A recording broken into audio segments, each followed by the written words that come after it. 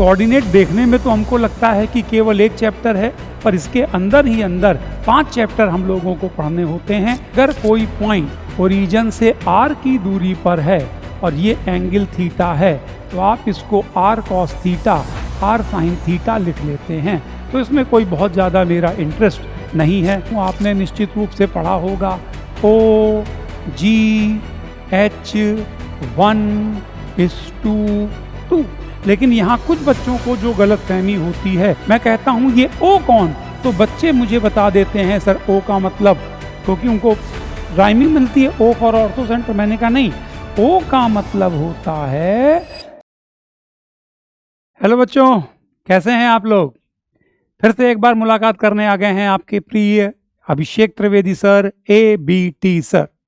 तो ये इस सीरीज के तहत, पेन किलर सीरीज के तहत हम लोगों की 7वीं मुलाकात है। अभी तक 6 लेक्चर जो हुए हैं, इसमें हम लोगों ने जो 11th के शुरुआती दौर के चैप्टर्स हैं, जैसे क्वाड्रेटिक इक्वेशन, इस पे हम लोगों ने 2 टर्न्स करे। सीक्वेंस एंड सीरीज, इस पे हम लोगों ने 2 लेक्चर करे। और उसके बाद ट्रिग्नोमेट्री वाला पोर्शन आया था, उस पे भी हम लोगों ने बोलिए 2 लेक्चर करे। और एक बार अगर मैं रिव्यू कराना चाहूँ तो क्वाड्रेटिक इक्वेशन पे हम लोगों ने बाई क्वाड्रेटिक पे कंसंट्रेट किया था, लोकेशन ऑफ रूट पे किया था। जब सीक्वेंस एंड सीरीज पे आए थे तो उस पे हम लोगों ने एप्लीकेशन ऑफ मल्टीपल सिग्मा और दूसरा टेलीस्कोपिक सीरीज पे किया था। और जब ट्रिग्नोमेट्री की बात आई थी तो 2 चैप्टर थे, trigonometric ratio and identities and trigonometric equation. तो उसको अलग अलग ना करके हमने टोटल एक कैप्सूल पैकेज की तरह किया था और उस पे 2 टर्न लिए थे। अब हम लोग इसके बाद जिस सीरीज की शुरुआत करने जा रहे हैं, जिस कैप्सूल की शुरुआत करने जा रहे हैं, बेसिकली उसका नाम है कोऑर्डिनेट ज्योमेट्री। तो हम लोग कोऑर्डिनेट ज्योमेट्री की शुरुआत करने जा रहे हैं। और कोऑर्डिनेट ज्योमेट्री अपने आप में 11th का भी बहुत इंपॉर्टेंट पार्ट है, और अगर होल सोल बोला जाए तो वो भी अपना IIT के पेपर में भी उसका अपने आप में काफ़ी वेटेज रहता है। और कोऑर्डिनेट देखने में तो हमको लगता है कि केवल एक चैप्टर है, पर इसके अंदर ही अंदर 5 चैप्टर हम लोगों को पढ़ने होते हैं। पहला है स्ट्रेट लाइन, दूसरा सर्किल, फिर आता है कोनिक सेक्शन, और कोनिक सेक्शन के अंदर ही अंदर 3 चैप्टर्स जो हैं वो पढ़ने पड़ते हैं। एक है आपका पैराबोला, एलिप्स और हाइपरबोला। तो यहाँ पर फर्केट करना बड़ा मुश्किल हो जाता है कि हम केवल स्ट्रेट लाइन पढ़ें या हम केवल सर्किल पढ़ें, क्योंकि सवाल जब भी आता है तो उसमें 1-1, 2-2, 3-3 कॉन्सेप्ट आपके मिक्स होते हैं। तो मैंने पहले कोशिश की कि लाओ मैं केवल स्ट्रेट लाइन बच्चों को कवर करूं, लेकिन हर एक में कहीं ना कहीं इन्वॉल्वमेंट था, तो मैंने ये दोनों कवर किए हैं। और स्ट्रेट लाइन और सर्किल पे कंबाइंड होके लगभग मैं 2 से लेके 3 लेक्चर लूंगा।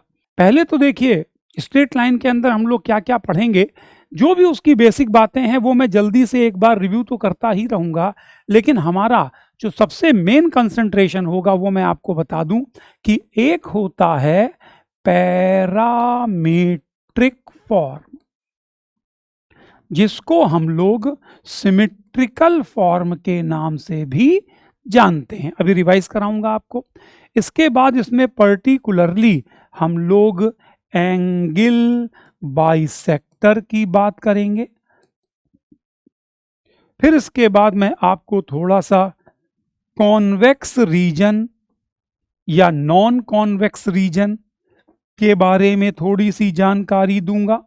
और फिर वो कॉन्वेक्स पॉलीगन या नॉन कॉन्वेक्स पॉलीगन हो गया तो क्या, लास्ट में जो हम लोगों का पेयर ऑफ स्ट्रेट लाइन नामक कॉन्सेप्ट होता है वो थोड़ा सा रिव्यू कराऊंगा। और बीच बीच में जो जो भी बातें मुझे ऐसी लगेंगी जो बच्चों को बताई जानी चाहिए वो मैं बताते हुए चलूंगा। तो ये आज हम लोगों का प्रयास रहेगा कि हम लोग कवरेज करें, इसलिए मैं यहाँ पर किसी प्रकार का कोई भी आर्टिकल लिख कर नहीं लाया। ठीक है, तो जब आप स्ट्रेट लाइन शुरू करते हैं तो वो कोऑर्डिनेट ज्योमेट्री शुरुआत होती है, तो उसमें वो पहले एक्स एक्सेस, वाई एक्सेस और चारों कोऑर्डिनेट और पॉइंट के कोऑर्डिनेट और पॉइंट के कोऑर्डिनेट एक्स वाई, फिर इसमें पोलर कोऑर्डिनेट। देखिए जो रूटीनल बातें हैं वो मैं फटाफट बोल दे रहा हूं, मेरा सारा कंसंट्रेशन अच्छी अच्छी बातों पे कंसंट्रेट करने का होगा। तो एक पोलर कोऑर्डिनेट्स होते हैं आर थीटा, याद आ रहा होगा कि अगर कोई पॉइंट ओरिजिन से आर की दूरी पर है और ये एंगल थीटा है, तो आप इसको r cos theta, r sin theta लिख लेते हैं। तो इसमें कोई बहुत ज़्यादा मेरा इंटरेस्ट नहीं है। इसके बाद जब आप पढ़ना शुरू करते हैं तो आपने डिस्टेंस फार्मूला पढ़ा है, सिंपल होता है, उसमें कोई ज़्यादा दिमाग लगाने की बात नहीं है। इसके बाद आप लोग आते हैं सेक्शन फार्मूला पे। सेक्शन फार्मूला दो प्रकार के होते हैं, इंटरनल एक्सटर्नल, आपको आता है। बस उसमें मैं एक दो बातें जो आपके सामने रख देना चाहता हूँ। वैसे तो आपको सेंट्रॉइड का फार्मूला भी आता है, इन सेंटर का भी आता है, ऑर्थो सेंटर का भी आता होगा, सरकम सेंटर का भी आता होगा, लेकिन मैं एक कॉमन बात जो आपके सामने कर देना चाहता हूं, आइए जरा देखें। लिखा मैंने सेक्शन फार्मूला। अब मैं यहाँ कोई सेक्शन फार्मूला इंटरनल सेक्शन और एक्सटर्नल सेक्शन नहीं पढ़ाने वाला। मैं जो बात बताना चाहता हूँ वो बात एक्चुअली में मैं ये बताना चाहता हूँ कि मान लीजिए ये ऐसा क्यों बन रहा है, मान लीजिए कोई एक ट्राइंगल है जिसके वर्टिसेस बच्चों मेरे को दिए गए हैं x1 y1, x2 y2, x3 y3।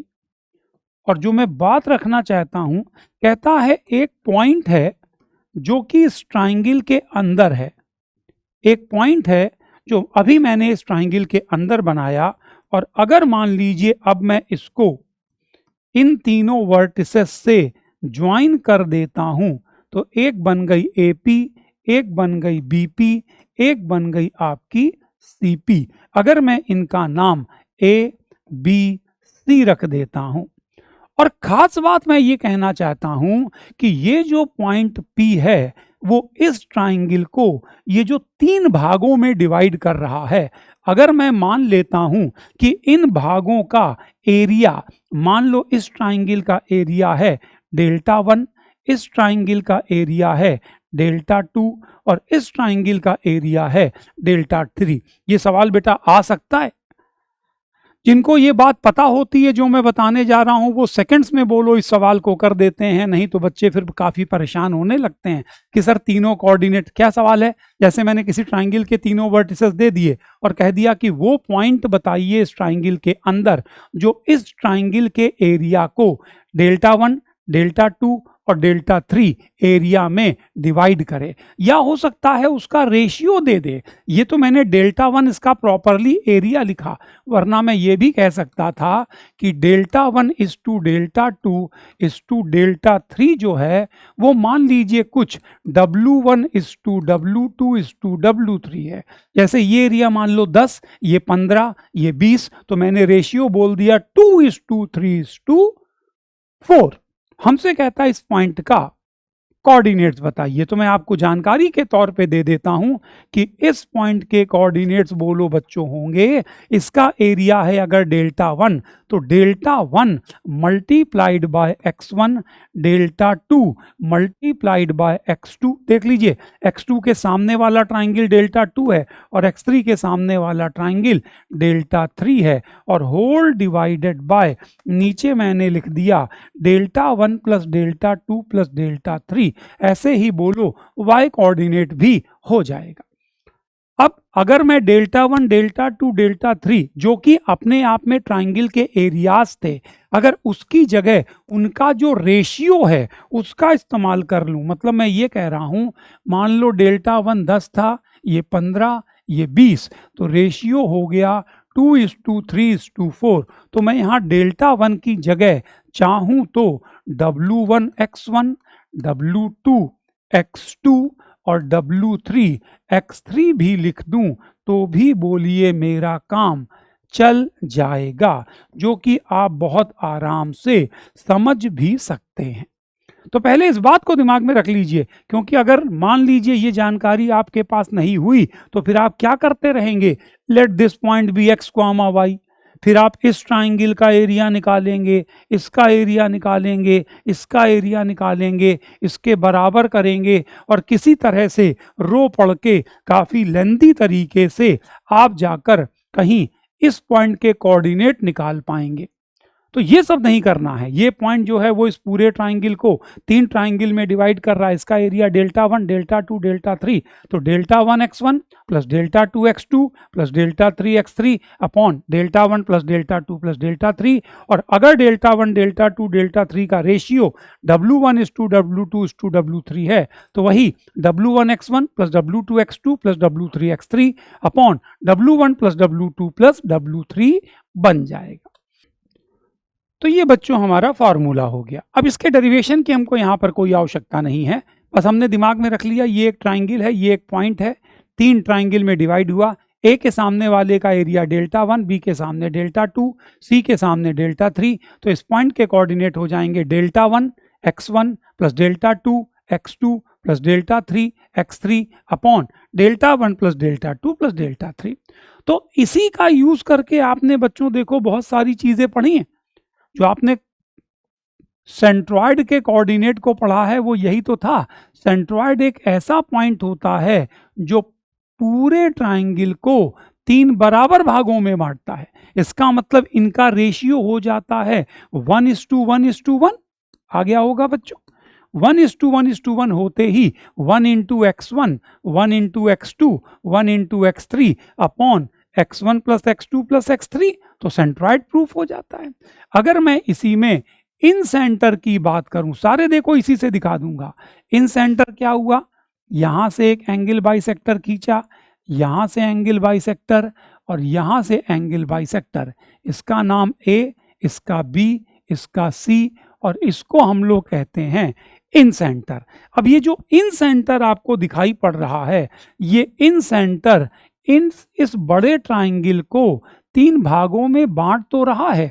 अब कहीं से मुझे अगर उसका रेशियो पता लग जाए तो बोलो काम हो गया। मैंने कहा देखिए मेरे को पता भी लग जाता है। बोलो कैसे, ध्यान से देखना। ये अगर इन सेंटर है तो बच्चों ये तीनों साइड से बोलो इक्विडिस्टेंट होगा। भाई वो इन सेंटर है ना, इसका मतलब इसको सेंटर लेके अगर मैं सर्किल खींचता हूं तो वो तीनों साइड्स को बोलो टच करता है। इसका मतलब अगर मान लो मैं यहां से परपेंडिकुलर गिराऊं तो ये लेंथ बोलो होगी r। यहां तक सहमत हैं? तो बच्चों इस ट्राइंगल का एरिया क्या लिख सकता हूं, तो हाफ ऑफ बेस का काम कौन कर रहा है, बोलो a, और हाइट का काम कर रहा है r। इधर वाले ट्राइंगल का एरिया होगा हाफ ऑफ बी आर और इसका एरिया होगा हाफ ऑफ सी आर। तो अगर मैं इनका रेशियो निकालूं तो साफ नजर आने लगा कि इसका रेशियो होगा A:B:C। तो हो सकता है बच्चों आप लोगों ने जब पहली बार ये पढ़ा होगा तो इसमें कोई दो राय नहीं है कि आपको फॉर्मूला शायद सीधे कंठस्थ करा दिया गया हो कि ax1 plus B x2 plus C x3 upon a plus B plus C. या हो सकता है आपको जेन्युइन भी प्रूफ कराया गया होगा, तो सिखाया गया होगा दिस इज टू दिस बराबर दिस इज टू दिस। मैंने कहा हाँ ये सब बातें बिल्कुल ठीक हैं, लेकिन जब मैं ये बात बच्चों को बता देता हूं तो इसके बाद चाहे सेंट्रॉइड हो, चाहे इन सेंटर, चाहे ऑर्थो, चाहे सरकम, ये सब बोलो इसी से हो जाते हैं। तो आप इससे अगर लिंक करें तो सीधे इन सेंटर का formula a into x1 plus b into x2 plus c into x3 upon a plus b plus c। अब अगर आपको याद हो बच्चों तो आपने सरकम सेंटर और ऑर्थो सेंटर का भी फॉर्मूला पढ़ा तो होगा। सरकम सेंटर में आता है sin 2a, ऑर्थो सेंटर में आता है tan a। तो मैं छोटी सी हिंट देता हूं, आप खट से समझ जाएंगे। अगर मान लीजिए मैं बात कर रहा होता सरकम सेंटर की तो मैं इसका खींचता परपेंडिकुलर बाइसेक्टर, इसका परपेंडिकुलर बाइसेक्टर, इसका परपेंडिकुलर बाइसेक्टर, नाम रखता O और ये ABC। तो जो OA, OB और OC होते ये तीनों आपस में बराबर होते और जो R के बराबर होता सरकम रेडियस।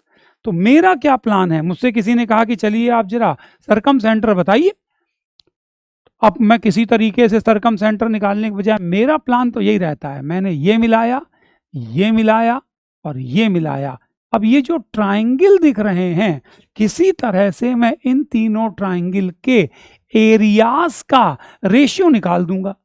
और मैंने कहा देखो मेरा काम हो गया। कैसे बच्चों, ये दूरी तुमने क्या कही, r, ये दूरी क्या कही, r। और एक बात समझो, अगर मैं इसको सेंटर लेके सर्किल बनाता तो ऐसे बनता। तो बच्चों ये एंगल कितना होता, ये एंगल होता 2a। क्यों? क्योंकि ये सेंटर पे बनने वाला एंगल है, ये सरकमफ्रेंस पे बनने वाला एंगल है। तो आप एक बात समझिएगा बेटा, मैं यहाँ पे एसओटी का कितना प्रयोग कर रहा हूँ, क्योंकि मेरे लिए एसओटी कोई चैप्टर है ही नहीं, वो कोऑर्डिनेट ज्योमेट्री के साथ ही इनबिल्ट है। और मैंने आपको जब सीक्वेंस सीरीज पढ़ाई या बाद की चीज़ें भी पढ़ाई तो उसमें कई सवाल आपको ऐसे कराए जो एसओटी से रिलेटेड थे बच्चों। तो एसओटी तो हमारे आम जीवन में, दिनचर्या में बोलो लगातार काम आती है। तो ये सेंटर पे बनने वाला एंगल है, तो ये ए था तो ये 2a हुआ। तो अगर मैं आपसे कहता कि चलिए जरा एरिया ऑफ ट्राइंगल OBC बताइए, अरे तो किसी भी ट्राइंगल का जनरल फॉर्मूला एरिया का क्या है, हाफ BC और बोलो साइन है। मैं जनरल उसको नहीं कह रहा कि half of base into height, half of base into height तो होता ही है, पर उसी को हम लोग आगे यूटिलाइज करके ये निकालते हैं। तो अगर कोई ट्राइंगल है जिसकी दो साइड लेंथ हैं A और B और उसके बीच का एंगल C है, तो इसका एरिया होता है हाफ BC साइन A या हाफ AC साइन B। तो मैं अगर इस ट्राइंगल के एरिया की बात करूं तो वो आएगा हाफ, ये लेंथ कितनी R, ये कितनी R, और बीच का एंगल साइन 2a। इसी तरह से अगर मैं इस ट्राइंगल का एरिया पूछता तो ये भी लेंथ तो R ही होती, तो यहां पर अब एंगल कितना हो जाता, ये 2b हो जाता और ये बोलो 2c हो जाता। तो इसका मतलब क्या हुआ, इसका मतलब इस ट्राइंगल और इस ट्राइंगल का अगर मैं रेशियो लेता तो तीनों में ही हाफ R² होता, वो तो बोलो कटता ही। इसका मतलब एरिया ऑफ ट्राइंगल कौन, OBC is to area of triangle OCA is to area of triangle OAB निकल के आता sine 2a is to sine 2b is to sine 2c is to sine 2c। Done है बच्चों? तो बस जो बात मैंने आपको बताई अब मैं उसका इस्तेमाल करूंगा।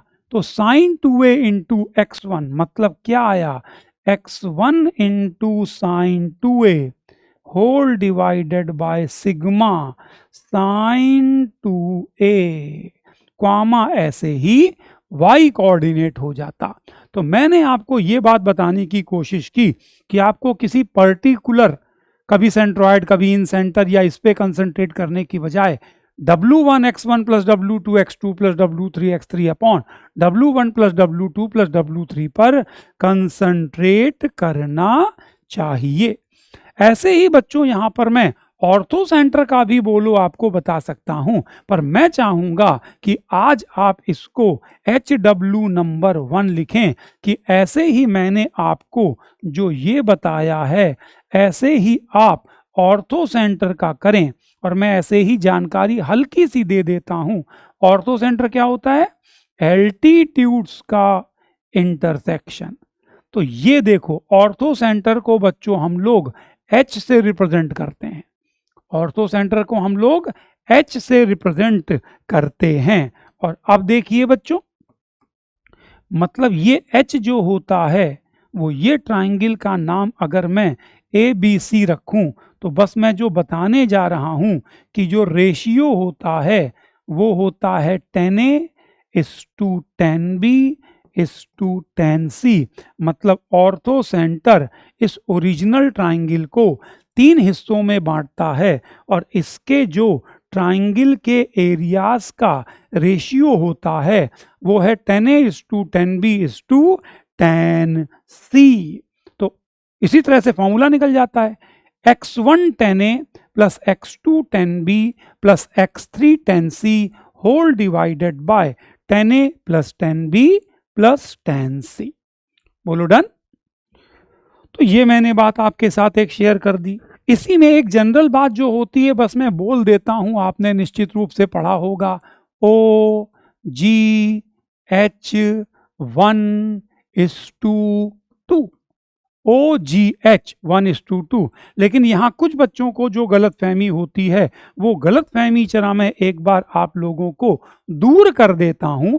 मैं कहता हूं ये O कौन, तो बच्चे मुझे बता देते हैं सर O का मतलब, क्योंकि उनको राइमिंग मिलती है O फॉर ऑर्थो सेंटर। मैंने कहा नहीं, O का मतलब होता है सरकम सेंटर, G का मतलब होता है सेंट्रॉइड, और H का मतलब होता है ऑर्थो सेंटर।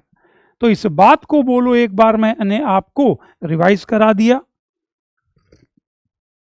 कि किसी भी ट्राइंगल में जो सरकम सेंटर, सेंट्रॉइड और ऑर्थो सेंटर होते हैं वो कोलिनियर होते हैं, और सेंट्रॉइड सरकम सेंटर और ऑर्थो सेंटर को 1:2 के रेशियो में डिवाइड करता है। बोलो क्लियर है? बचा कौन? आई। एक बात सुन लो, आई जरूरी नहीं है कि इनके साथ हमेशा कोलिनियर हो, आई कोई जरूरी नहीं है कि इनके साथ कोलिनियर हो, लेकिन in the case of isosceles triangle, I is also collinear with O, G and H। Clear है? तो ये छोटी छोटी जो बातें हैं वो मैंने आपको बता दी। एक दो बातें इससे रिलेटेड जो मैं आपको और बताना चाहता हूं, जो आगे पीछे आपके निश्चित रूप से काम में आएंगी, वो भी यहीं पे सुन लें। देखिएगा जरा ध्यान से, मैं क्वेश्चन के जरिए चलिए आपके सामने बात उठाता हूं। कहता है मान लीजिए एक ट्राइंगल है ABC, जिसमें जो A वर्टेक्स है वो मुझे दिया है -1,2, इसका सरकम सेंटर जो है वो मुझे दिया है 4,5, और जो मुझे इसका ऑर्थो सेंटर दिया है वो है 1,3। मैंने एक ट्राइंगल के ABC का एक वर्टेक्स दे दिया A -1,2, सरकम सेंटर दे दिया 4,5 और ऑर्थो सेंटर दे दिया 1,3। कहता है find mid point of BC। वैसे तो मुझे पता है मैं आपको फ्री छोड़ दूंगा तो बोलो आप कर ही लेंगे लड़ भिड़ के, लेकिन मैं यहां पर आपको इसका एक तरीका बताना चाहता हूं जो कि बेसिकली थोड़ा सा SOT से रिलेटेड है। अब वो क्या है मैं एक बार आपको बताता हूं। आपका काम तो ये होना चाहिए, पहले पॉज कर लो, आप अपने हिसाब से जैसे भी आपको करना है बोलो करो, इसका आंसर निकालो, और मुझे विश्वास है हर विद्यार्थी इसका आंसर तो निकाल ही लेगा। ठीक, उसके बाद जब मैं इसको दोबारा कराऊं, तब फिर आप उसको लाइव करके देखेंगे, तब आप कंपेयर कीजिएगा अपने मेथड से और मेरे मेथड से। ठीक, और फिर जो प्रॉपर्टी यहां पर लगने वाली होगी वो प्रॉपर्टी भी मैं आपके साथ शेयर करूंगा। तो क्या होता है, गेम समझो बच्चों। मान लीजिए ट्राइंगल दिया है ABC, यहां से आपने परपेंडिकुलर गिराया, यहां से परपेंडिकुलर गिराया, यहां से परपेंडिकुलर गिराया, तो इसको कहते हैं ऑर्थो सेंटर, इसको कहते हैं ऑर्थो सेंटर। अच्छा, अगर मान लीजिए मैं इसका सरकम सर्किल बनाता, तो वो सरकम सर्किल बोलो कुछ ऐसे बनता। ठीक है बच्चों, तो मैं दो बातें आपको यहां बता दे रहा हूं प्रॉपर्टी के रूप में, जो कि बेसिकली SOT में हम लोग बोलो कराते हैं, लेकिन आप उसको यहीं पर सुन लीजिए बच्चों, आप उसको यहीं पर सुन लीजिए। एक प्रॉपर्टी तो ये होती है कि ऑर्थो सेंटर का किसी भी लाइन के रिस्पेक्ट में अगर आप इमेज ले लें, तो that always lies on circumcircle. क्या मैं लिख दे रहा हूं, क्या? Image of orthocentre with respect to any side always lies on circumcircle. जो बच्चे साथ साथ पढ़ रहे हैं वो साथ साथ ऐसे करके इसके नोट्स भी बनाएं, क्योंकि कोऑर्डिनेट ज्योमेट्री में आपको मैं लगभग पूरी थ्योरी रिवाइज कराऊंगा। जो अच्छे पॉइंट होंगे उनकी डिटेलिंग करूंगा। ठीक है भाई, क्वाड्रेटिक में क्या था, लिमिटेड थे, location of root by quadratic. यहां पर क्योंकि क्या है, इसकी इंपॉर्टेंस बहुत ज्यादा है बेटा, कोऑर्डिनेट ज्योमेट्री की इंपॉर्टेंस बहुत ज्यादा है। इसलिए मेरा मन ये है कि अगर स्ट्रेट लाइन के अंदर 5 ऐसी चीजें हैं जहां पेन है तो वो सारे रिवाइज करा दूं।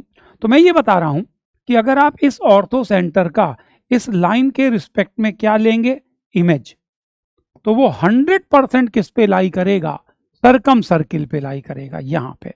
ऐसे ही अगर मैं इसके रिस्पेक्ट में इमेज ले लेता तो ये, और इसके रिस्पेक्ट में इमेज ले लेता ये, तो ये 100% बोलो किस पे लाई करते, सरकम सर्किल पे लाई करते।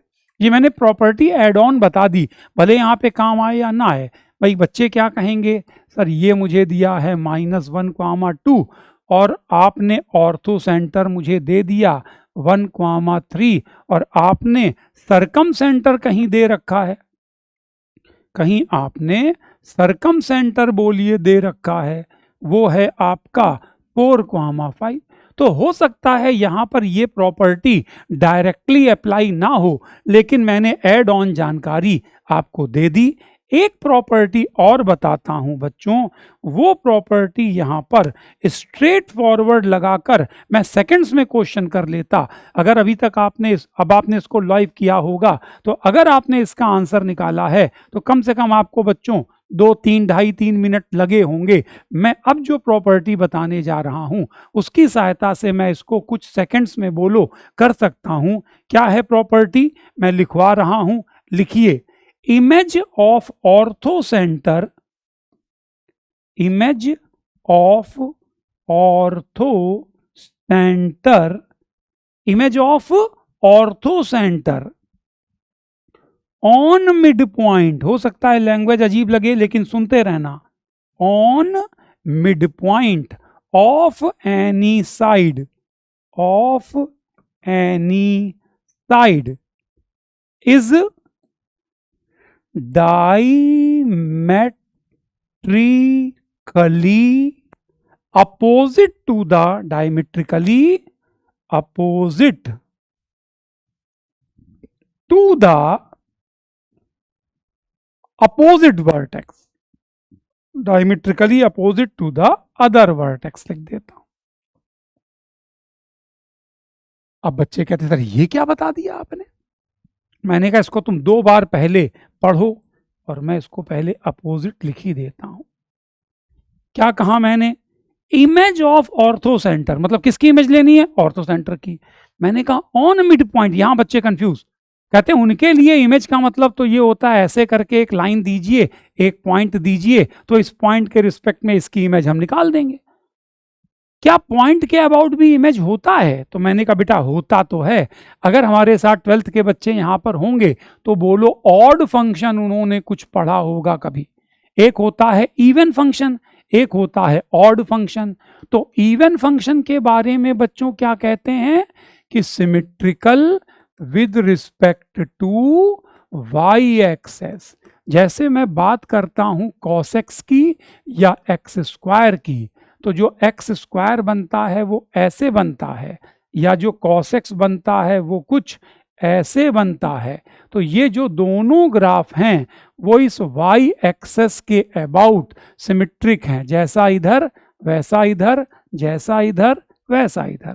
लेकिन जब ऑड की बात होती है तो ऑड के बारे में ध्यान से सुन लें, odd function is symmetric with respect to origin. अब पॉइंट के अबाउट सिमेट्रिक बच्चों को समझ में आता है कि ये पॉइंट के अबाउट सिमेट्रिक का क्या मतलब है।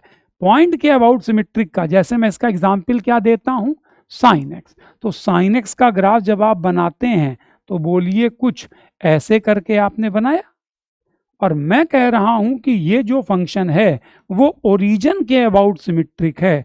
तो ओरिजिन के अबाउट सिमेट्रिक होने का मतलब क्या है कि इससे अगर मैं कुछ आगे बढ़ूं और कुछ ऊपर जाऊं तो मैं पहुंच गया कर्व पे।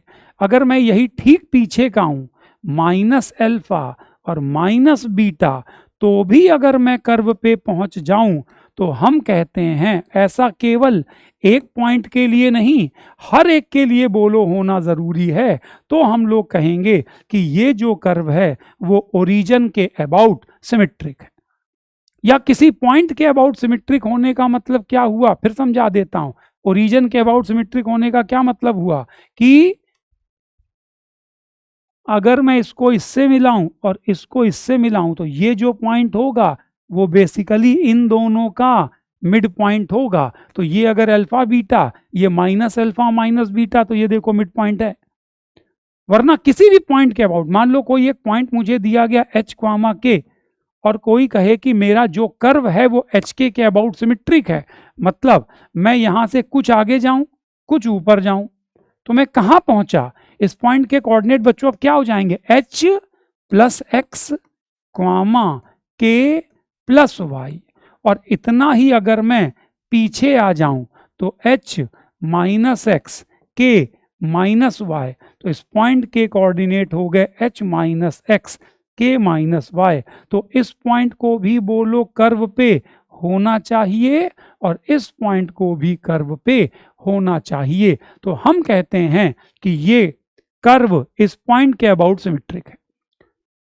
तो अगर मैं कभी आपसे कहूं कि चलिए इस पॉइंट अल्फा बीटा की ओरिजिन के अबाउट इमेज लीजिए, पॉइंट के अबाउट इमेज लीजिए, तो आप क्या करिए, उस पॉइंट से उस पॉइंट की ओर बोलो ओरिजिन की ओर बढ़ो, और जितना बढ़े उतना ही आगे निकल जाओ। तो जहां पहुंचोगे वो पॉइंट जो है वो इस पॉइंट की ओरिजिन के अबाउट इमेज कहलाएगी। तो अब मैं जो बताना चाह रहा हूं उसको समझें। क्या बोला मैंने, इमेज ऑफ ऑर्थो सेंटर।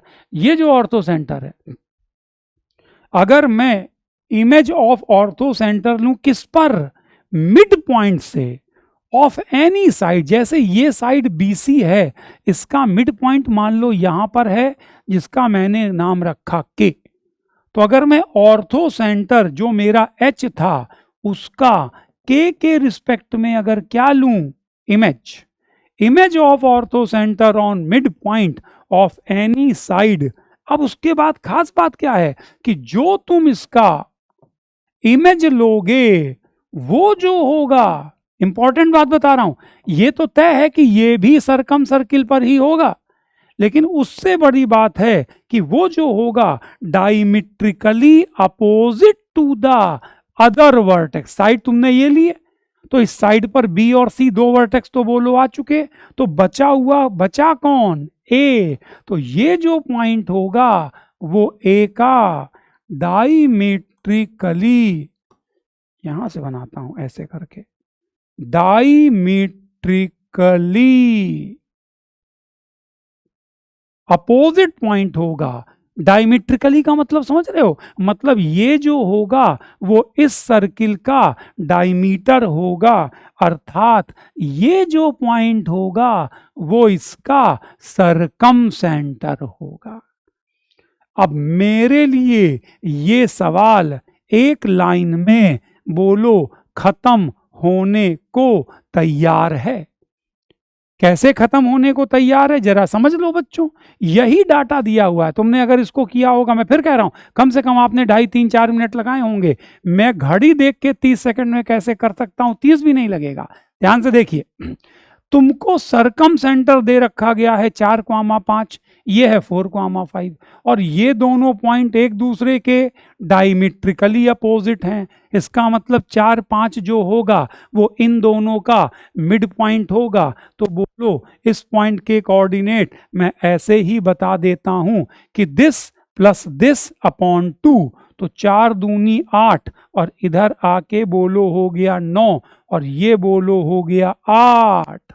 तो इस पॉइंट के कोऑर्डिनेट बोलो हो गए 9,8। और फिर मैंने प्रॉपर्टी बताई कि जो ऑर्थो सेंटर है जिसके कोऑर्डिनेट हैं 1,3, ये इसके मिड पॉइंट के रिस्पेक्ट में बोलो इसकी इमेज है। मतलब ये जो पॉइंट होगा वो इन दोनों का बोलिए मिड पॉइंट होगा। सब सही लिखा है ना, -1, -2, ये है 4, 5 और ये है बोलो 1, 3। तो ये बोलो हो गया 9 और -1 8, 8 ठीक है, 8 और 2 10 5 ठीक है। मतलब ये जो पॉइंट होगा वो इन दोनों का मिड पॉइंट होगा। तो इसका मतलब BC का जो मिड पॉइंट मुझे निकालना है वो बेसिकली इन्हीं दोनों का मिड पॉइंट होगा। तो 9 और 1 10, 10 का आधा 5 और 8 और 3 11, 11 का आधा 11/2। तो बच्चों जल्दी से एक बार इसको रिव्यू करिए, जो प्रॉपर्टी मैंने आपको बताई, और इसके जरिए देखिए किस तरह से हम लोगों ने इस क्वेश्चन को समाप्त कर दिया है। बोलिए क्लियर है बच्चों? तो ये जो इंपॉर्टेंट प्रॉपर्टीज हैं, भले ये हम लोग एसओटी में बताते हैं, लेकिन अब हम जिस टारगेट की तैयारी कर रहे हैं वो कोई चैप्टर बेस्ड नहीं है, इसलिए मैं आपको यहाँ पर जो जो अच्छी बातें हैं वो बातें मैं बताते हुए चल रहा हूं। ठीक है, तो ये सेक्शन फार्मूला मैंने बिल्कुल ऐसे शुरू किया, जो जो मुझे जहां पर भी अच्छी बातें याद आती जाएंगी वो खट से बताता चला जाऊंगा। ये हो गया आपका सेक्शन फार्मूला। अच्छा, सेक्शन फार्मूला के बाद आप लोग जो पढ़ते हैं उसका नाम है, अच्छा एक बात और याद आ गई है, वो भी मैं बता ही देता हूं। अगर मान लीजिए कोई एक ट्राइंगल है, अगर मान लीजिए कोई एक ट्राइंगल है ABC, जिसका सरकम सेंटर मान लो ओरिजिन है। सरकम सेंटर कौन है बच्चों? ओरिजिन है, इस बात को घोट लो। एक मान लीजिए आपको ट्राइंगल दिया है जिसके वर्टिसेस हैं x1 y1, x2 y2, x3 y3, ठीक, और इनका जो सरकम सेंटर है वो ओरिजिन है, और आपसे कोई कहे कि चलिए आप इसका ऑर्थो सेंटर बताइए, तो इसको याद कर लीजिए। वैसे तो OGH1:2, ओ तो बोलो पता ही है ओरिजिन, G सेंट्रॉइड जो सबसे आसान होता है x1 + x2 + x3/3, इसी से निकालकर जो ऑर्थो सेंटर आता है वो आता है सिग्मा x1, सिग्मा y1। ये समय सेविंग ट्रिक बोलो बता रहा हूं। अगर कोई भी ट्राइंगल तुमको ऐसा नजर आ जाए जिसका सेंटर, कोई भी एक ऐसा ट्राइंगल नजर आ जाए जिसका सरकम सेंटर बोलो ओरिजिन हो, तो ऑर्थो सेंटर उसका सीधे सीधे होता है सिग्मा x1, सिग्मा y1। ठीक, मैं आप लोगों के साथ शेयर कर रहा हूं कि मतलब ऐसे नॉर्मली जब टीचर्स के रिक्रूटमेंट के लिए हम लोग इंटरव्यू लेते हैं तो मैं ये एक सवाल जरूर पूछता हूं कुछ ना कुछ टीचर से, कि एक पॉइंट मान लीजिए आपको दिया है 3, 4, एक पॉइंट मान लीजिए आपको दे दिया गया √7, √18, और एक पॉइंट आपको दे दिया गया मान लीजिए 2, √21, और हमसे कहता है कि चलिए इस ट्राइंगल का ऑर्थो सेंटर बताएं। तो जिनका ऑब्जर्वेशन बढ़िया होता है बोलो वो खट से इस बात को देख के आंसर बोलो बता देते हैं बच्चों, लेकिन ऑब्जर्वेशन स्ट्रांग होना जरूरी है। क्या ऑब्जर्वेशन स्ट्रांग होना जरूरी है? जरा देखो बच्चे, पॉज करके सोचिए क्या खास बात होगी और उसके बाद लाइव करके देखिए। और फिर से एक बात कह देता हूं, हमारे और आपके बीच में कम्युनिकेशन का जरिया जो है वो कौन है? आपके कमेंट्स हैं, आपकी लाइकिंग है, आपकी व्यूअरशिप है। तो जो भी बच्चे यहाँ पर हों, जिनको उनको अगर इसका कॉन्सेप्ट समझ में आ गया, आंसर दिखने लगा, तो वो जरूर उसमें डालिएगा कि हाँ सर ये कॉन्सेप्ट में रिलेट कर गया, और जो भी उनका आंसर आ रहा हो वो बताने की कोशिश कीजिएगा। ठीक है, क्योंकि इन लेक्चर्स का फीडबैक हम लोगों को आपके कमेंट्स के जरिए ही मिलता है और व्यूअरशिप के जरिए मिलता है। जैसे मैंने कहा ना, ट्रिग्नोमेट्री में मेरे को ये फील हुआ कि शायद बच्चों को पेन कम है। वैसे तो एक बच्चे ने ट्रिग्नोमेट्री पे ये भी कमेंट किया हुआ है कि सर एक लेक्चर और लेके आइए, लेकिन हम लोगों ने बेटा एक टेंटेटिव प्लान बनाया हुआ है, आपके कमेंट से हम लोग उसमें थोड़ा बहुत बदलाव करते हैं, तो बीच में होगा तो हम लोग एक वो, जैसे कि रिवीजन के लिए भी कई बच्चों ने रिवीजन के लिए कहा कि सर वो जो आपने कहा है कि 6 लेक्चर आपके हो गए हैं तो उसका एक रिवीजन लेक्चर दे दें, कई ने कहा। लेकिन कई ने यह भी कहा कि सर इससे तो फिर सिलेबस जो है वो पीछे हो जाएगा, तो हमारा सिलेबस भी कंप्लीट करना प्राथमिकता है। ठीक। तो अगर आप एक्स्ट्रा एफर्ट कर सकते होंगे, एक्स्ट्रा एफर्ट मतलब जो ये रूटीनल चल रहा है वो तो चलेगा ही चलेगा, फिर एक्स्ट्रा मतलब संडे को हम लोगों ने एक मान लीजिए रिवीजन लेक्चर डाल दिया फर्स्ट 6 पार्ट का, तो ये काम हो सकता है। तो ये स्ट्रेटजीज हम लोग बीच बीच में रिव्यू करते रहेंगे, ठीक है। तो बस आपसे ये कहना है कि आप थोड़ा सा उत्साहित होकर, थोड़ा सा कम्युनिकेटिव बनते हुए चलें। अगर ये लेक्चर लाइव होते तब तो कोई दिक्कत ही नहीं थी, मैं सामने सामने आप लोगों से पूछ रहा होता। लेकिन होता क्या है कि जब जैसे आज रिकॉर्डिंग कर रहा हूँ, ये लेक्चर आज से 2 दिन बाद आएगा, तब तक मैं अगले की रिकॉर्डिंग करने लगूंगा, तो आपके जब कमेंट्स आते हैं तो बहुत ज़्यादा बदलाव नहीं कर पाते हम लोग, लेकिन अगले लेक्चर्स में उसको इनकॉर्पोरेट करने की कोशिश करते हैं, ठीक है। तो काफ़ी अच्छा रिस्पॉन्स आप लोग दे रहे हैं। ट्रिग्नोमेट्री में थोड़ी सी मुझे लगता है पेन कम है, तो उसमें व्यूअरशिप बाकी के मुकाबले कम रही है, क्योंकि मुझे लगता है कि सबसे ज़्यादा बच्चों को लगता है टेलीस्कोपिक सीरीज़ में मज़ा आ गया, क्योंकि टेलीस्कोपिक सीरीज़ मतलब लेक्चर गए हुए तो कम से कम 10 दिन हो चुके हैं, लेकिन अब भी उसकी व्यूअरशिप जो है वो लगातार बढ़ रही है। और वो जो हम लोगों का मल्टीपल सिग्मा वाला था वो भी काफ़ी अच्छा रिस्पॉन्स कर रहा है। ट्रिग्नोमेट्री में फिर कह रहा हूँ, जो भी बच्चे नए जुड़े हों आप उसको देखिएगा, निश्चित रूप से आपको उसमें बहुत सारी चीज़ें मिलेंगी। तो मैंने इसमें क्या ऑब्जर्व किया, जरा देखिए बच्चों, ये पॉइंट लिखा है 3,4। जरा इस पॉइंट की अगर मैं 0 0 से डिस्टेंस निकालूं तो बोलो 0 0 से इसकी डिस्टेंस 5 आ रही। अच्छा, अगर मैं इसकी भी 0 0 से डिस्टेंस निकालूं तो भी बोलो बच्चों 5 ही आ रही है। इसका स्क्वायर प्लस इसका स्क्वायर 18 7 25, और इसकी भी बोलो 5 आ रही है। तो जिसको ये ऑब्जर्व हो जाता है कि इसका मतलब ये तीनों पॉइंट ओरिजिन से बराबर दूरी पर हैं, इसका मतलब ये तीनों पॉइंट एक ट्रायंगल बना रहे हैं जिसका सरकम सेंटर बोलो ओरिजिन है। और अगर उसका सरकम सेंटर बोलो ओरिजिन है तो इसका ऑर्थो सेंटर क्या होगा, बिना पेन चलाए सिग्मा x1 सिग्मा y1, मतलब 3 2 5 प्लस √7 क्वामा 4 प्लस इसको लिख दिया 3 √2 प्लस √21। ये देखिए इसका ऑर्थो सेंटर आ गया। और आईआईटी ने कई बार बच्चों देखो इस कॉन्सेप्ट को यूज कर रखा है। और देखिए मैं ऐसा ही एक आपके सामने सवाल लेकर आ चुका हूं। मेरा तो मन ये है कि मैं इसको HW करके छोड़ दूं, क्योंकि बच्चे इसको अब मेरे इस सवाल कराने के बाद अपने आप कर लेंगे। कहता है vertices of a variable triangle are 3 4, 5 cos theta 5 sin theta 5 sin theta comma -5 cos theta. कहता है then locus of its orthocentre. क्योंकि अगर ऑब्जर्वेशन बच्चे नहीं कर पाते तो फिर ऑर्थो सेंटर निकालने के लिए उनको क्या लगता है कि 2 एल्टीट्यूड्स निकालो फिर उनका इंटरसेक्शन निकालो। बोलो बस की बात नहीं हो पाती है बच्चों, सहमत हैं? तो फिर कैसे करेंगे? मैंने कहा अब देखो ऑब्जर्वेशन हो गया, ओरिजिन से दूरी 5, ओरिजिन से दूरी 5, ओरिजिन से दूरी 5। इसका मतलब ये ट्राइंगल जो दिख रहा है वो एक ऐसा ट्राइंगल है जिसका सरकम सेंटर ओरिजिन है। और अगर किसी ट्राइंगल का सरकम सेंटर ओरिजिन है तो उसका ऑर्थो सेंटर क्या होता है, सिग्मा x1, मतलब 3 + 5 cos theta 5 sin theta and 4 + 5 sin theta -5 cos theta. इसी का लोकस निकालना है। इसको बोलो मैंने मान लिया क्या, h, इसको बोलो मैंने मान लिया h, और इसको बोलो मैंने मान लिया k। बोलो डन। अब मुझे इन दोनों की सहायता से इनडायरेक्टली साइन थीटा और कॉस थीटा को रिमूव करना है। और साइन थीटा और कॉस थीटा को भगाने का हम एक ही तरीका जानते हैं, स्क्वायर्स का सम 1। तो अब क्या करेंगे, थोड़ी सी कैलकुलेशन।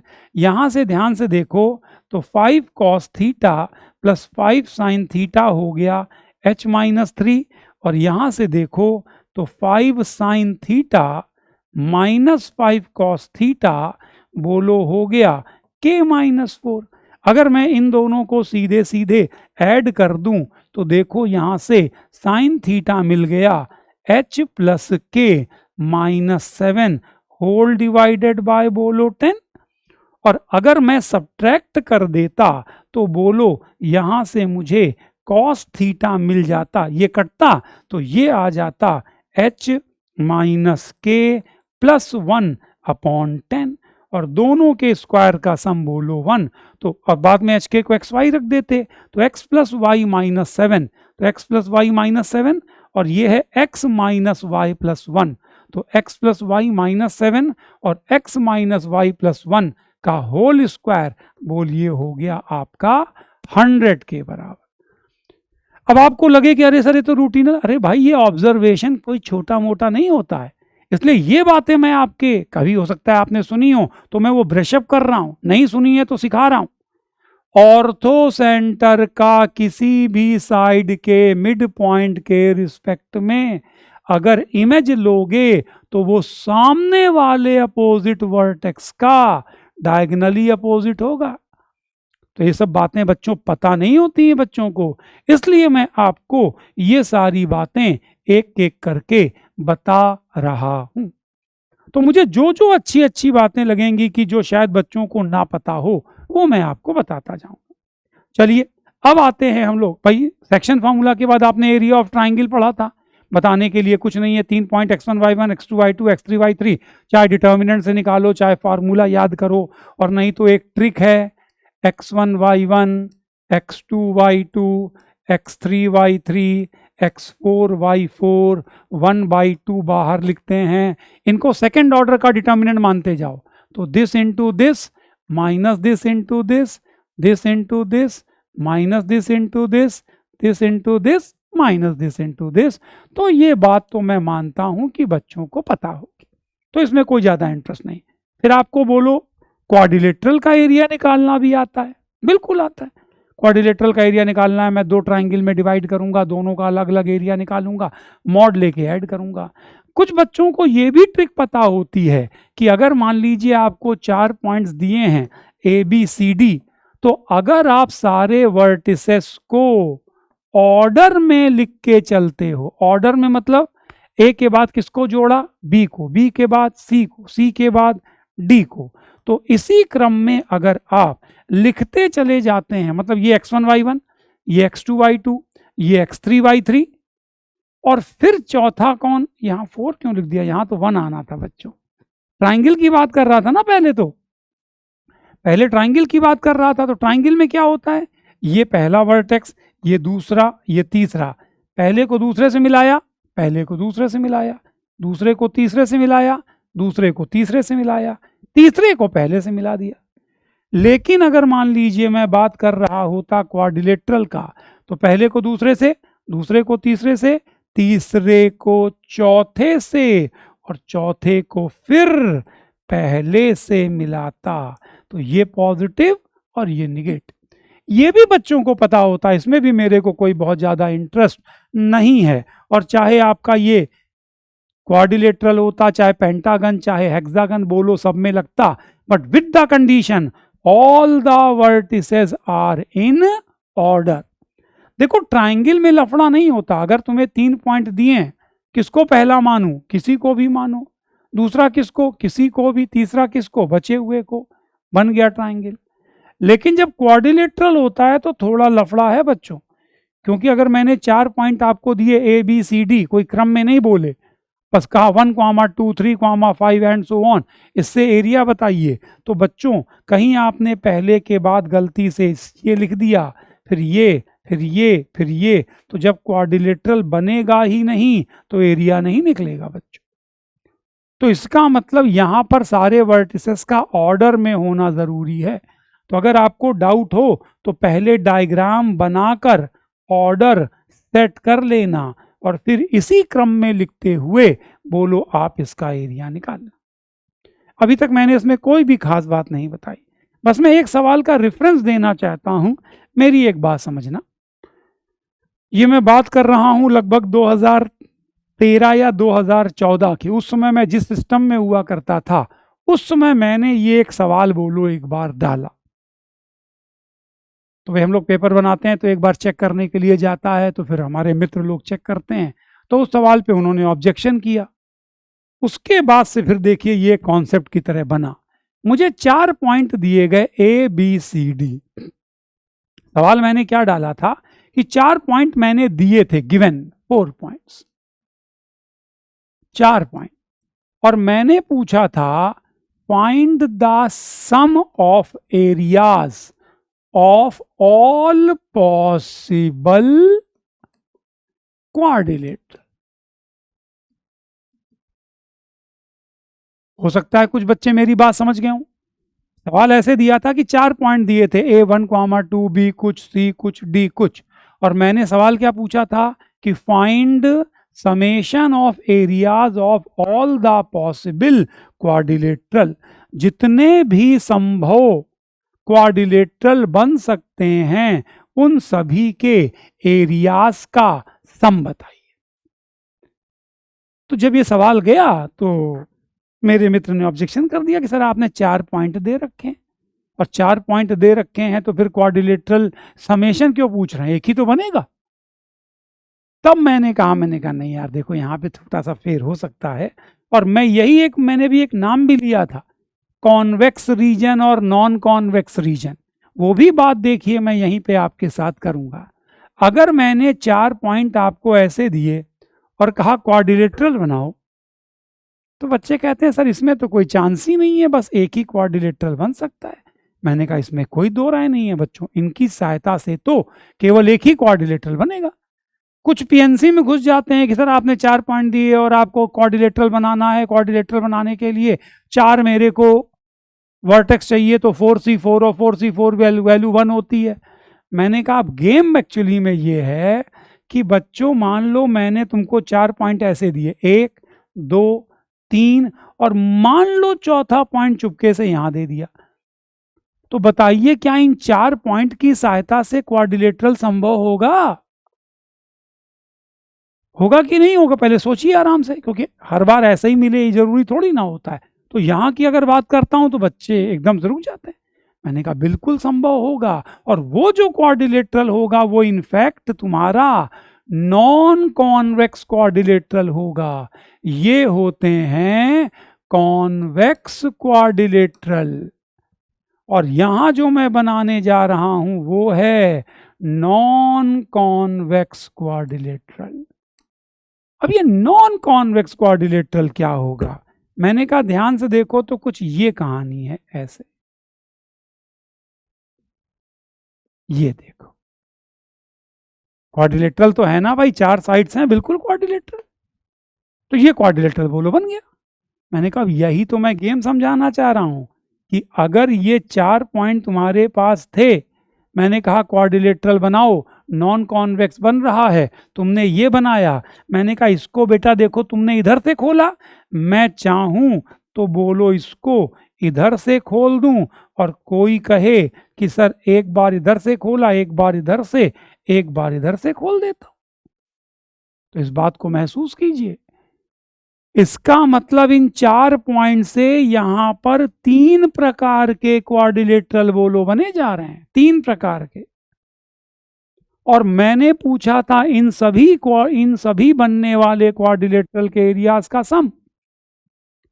तो जब मैंने ये बात समझा दी कि भाई देखिए अगर 4 पॉइंट ऐसे हैं तो एक से ज्यादा क्वाड्रिलेटरल संभव हैं, फिर विचार क्या आया बच्चों के मन में कि अब अगर मुझे सबका एरिया निकालना है तो जो भी पॉइंट आपको दिया था 1 2 3 4, तो यहां का ऑर्डर देखो 1 2 3 4 1 है, लेकिन यहां का ऑर्डर, पॉइंट का नाम तो फिक्स हो गया ना, इसका मतलब यहां का ऑर्डर क्या है 1 4 2 3 1, और यहां का ऑर्डर है 1 2 4 3 1।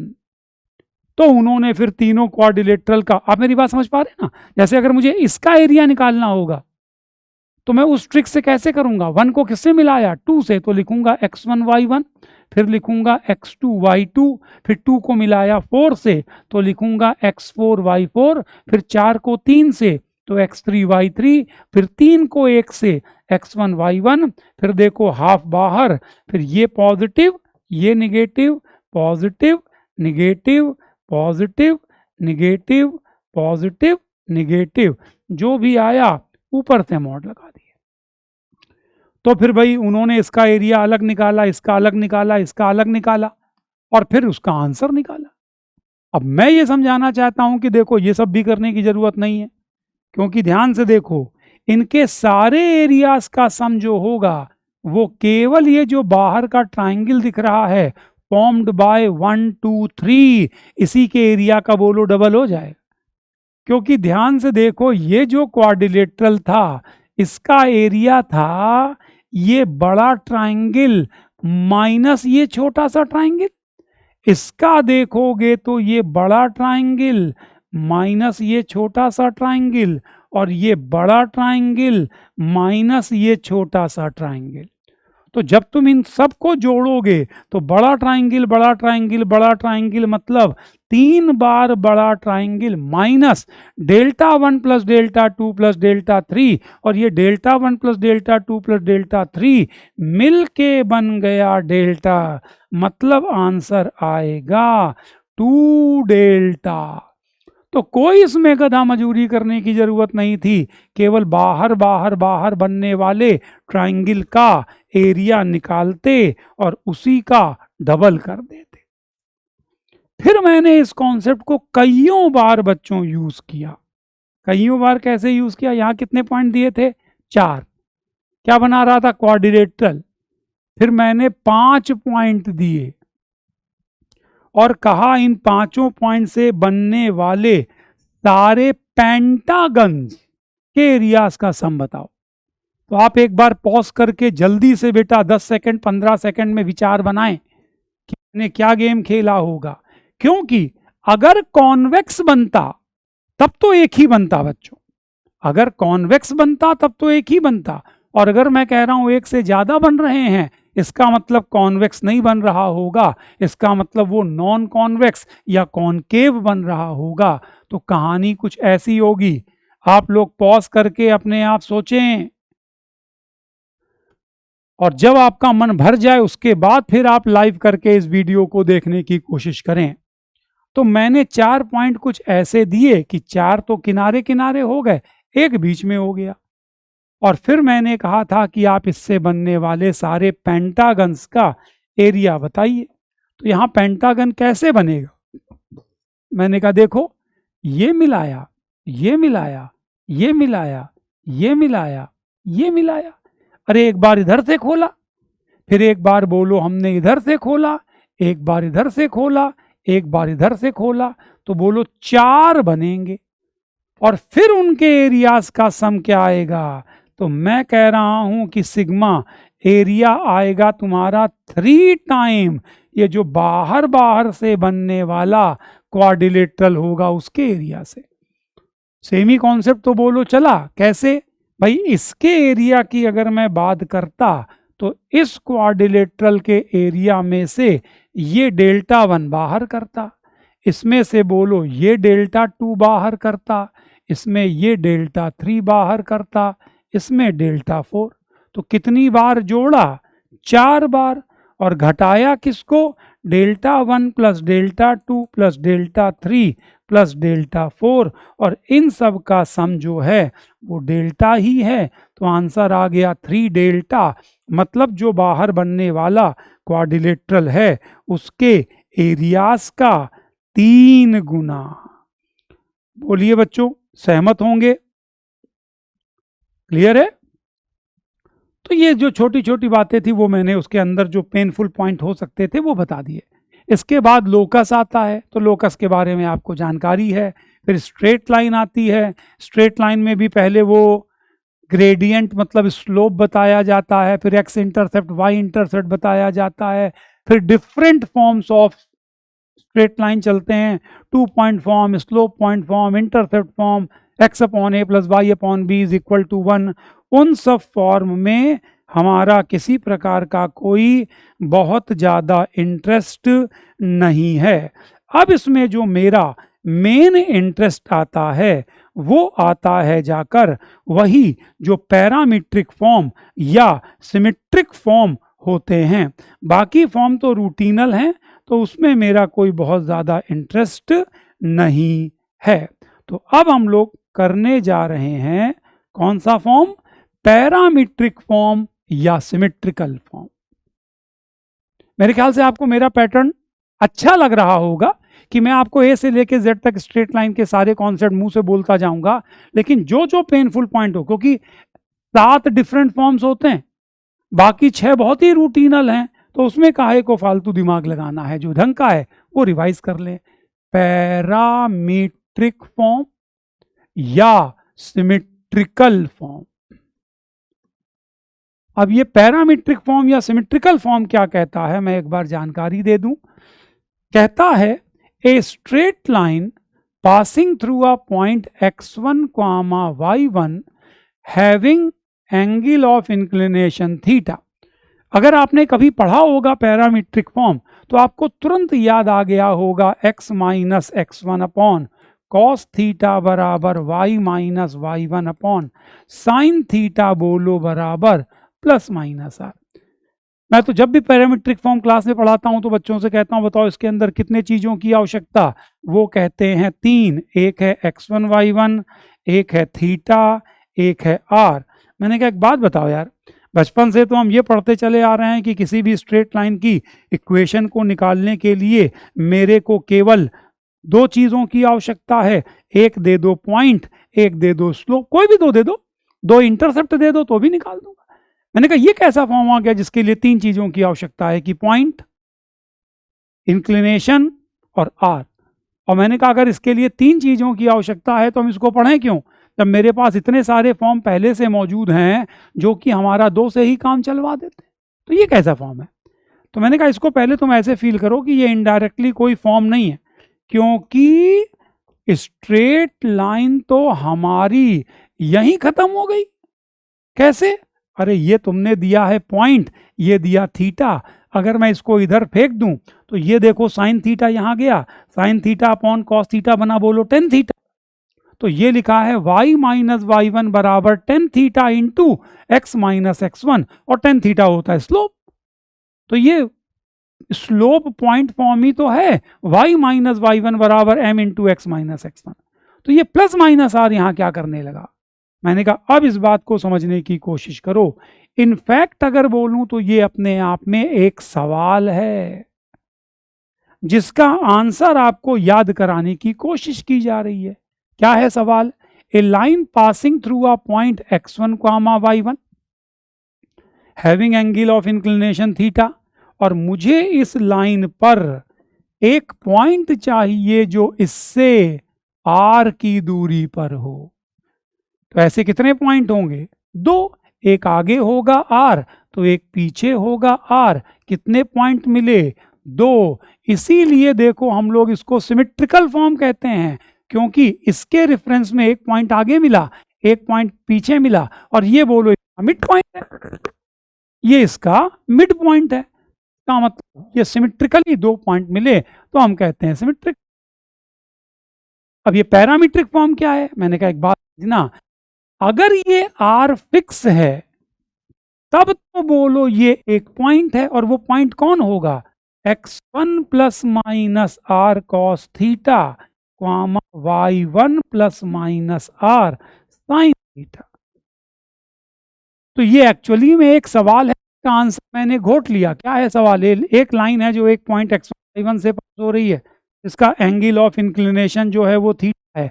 मुझे इस लाइन पे r की दूरी पर पॉइंट के कोऑर्डिनेट चाहिए, तो होगा x1 plus are cos theta, y1 plus are sine theta. अगर r फिक्स है, थीटा फिक्स है, x1 y1 फिक्स है, तो ये एक फिक्स पॉइंट आएगा।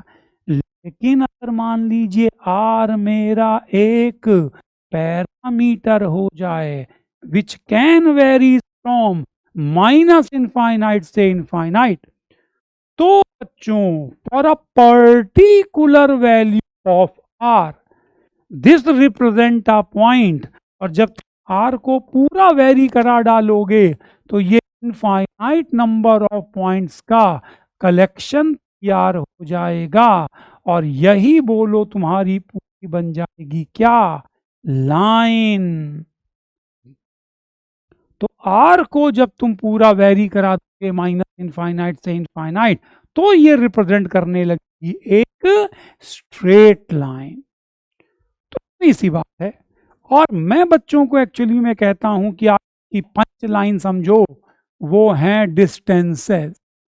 अगर किसी भी सवाल में बार बार आपको डिस्टेंस पे कंसंट्रेट करवाए, अगर बार बार आपको डिस्टेंस पे कंसंट्रेट करवाए, समझ लीजिए बच्चों की ये पैरामीट्रिक फॉर्म का ही सवाल बोलो है। क्योंकि ये जो सवाल हम लोग पैरामीट्रिक से करते हैं, इसी सवाल को बच्चों आप पीछे हम लोग कॉम्प्लेक्स नंबर की सहायता से भी कर लेते हैं। जैसे मैं यहाँ पर एक सवाल इससे मिलता जुलता शायद लेके आया होऊंगा, जो कि मैं आप कराऊंगा। कहाँ चला गया? ये तो वो है, ये वाला भी नहीं है, ये उसके रिलेटेड है। ये चलो, ये भी पैराबोला आ गया, थोड़ा काम कराएगा, ये काम कराएगा, ये करा सकता हूँ और एक ये भी करा दूंगा। चलो, मैं मतलब आपको एक जानकारी के तौर पे ऐसे ही देता हूँ। इसका मतलब, हाँ, एक ऐसे प्रैक्टिस के लिए एक मतलब मैं बात बोल देता हूँ। जैसे मान लीजिए मैं कह देता हूँ कि एक स्क्वायर है, या मैं ऐसे बोलता ही हूँ यार, लीजिए एक लाइन दी हुई है 2x plus 3y plus 5 equal to 0। कहता है intercept between coordinate axes, intercept between coordinate axes, intercept between coordinate a, x, e, s is diagonally opposite vertices of a square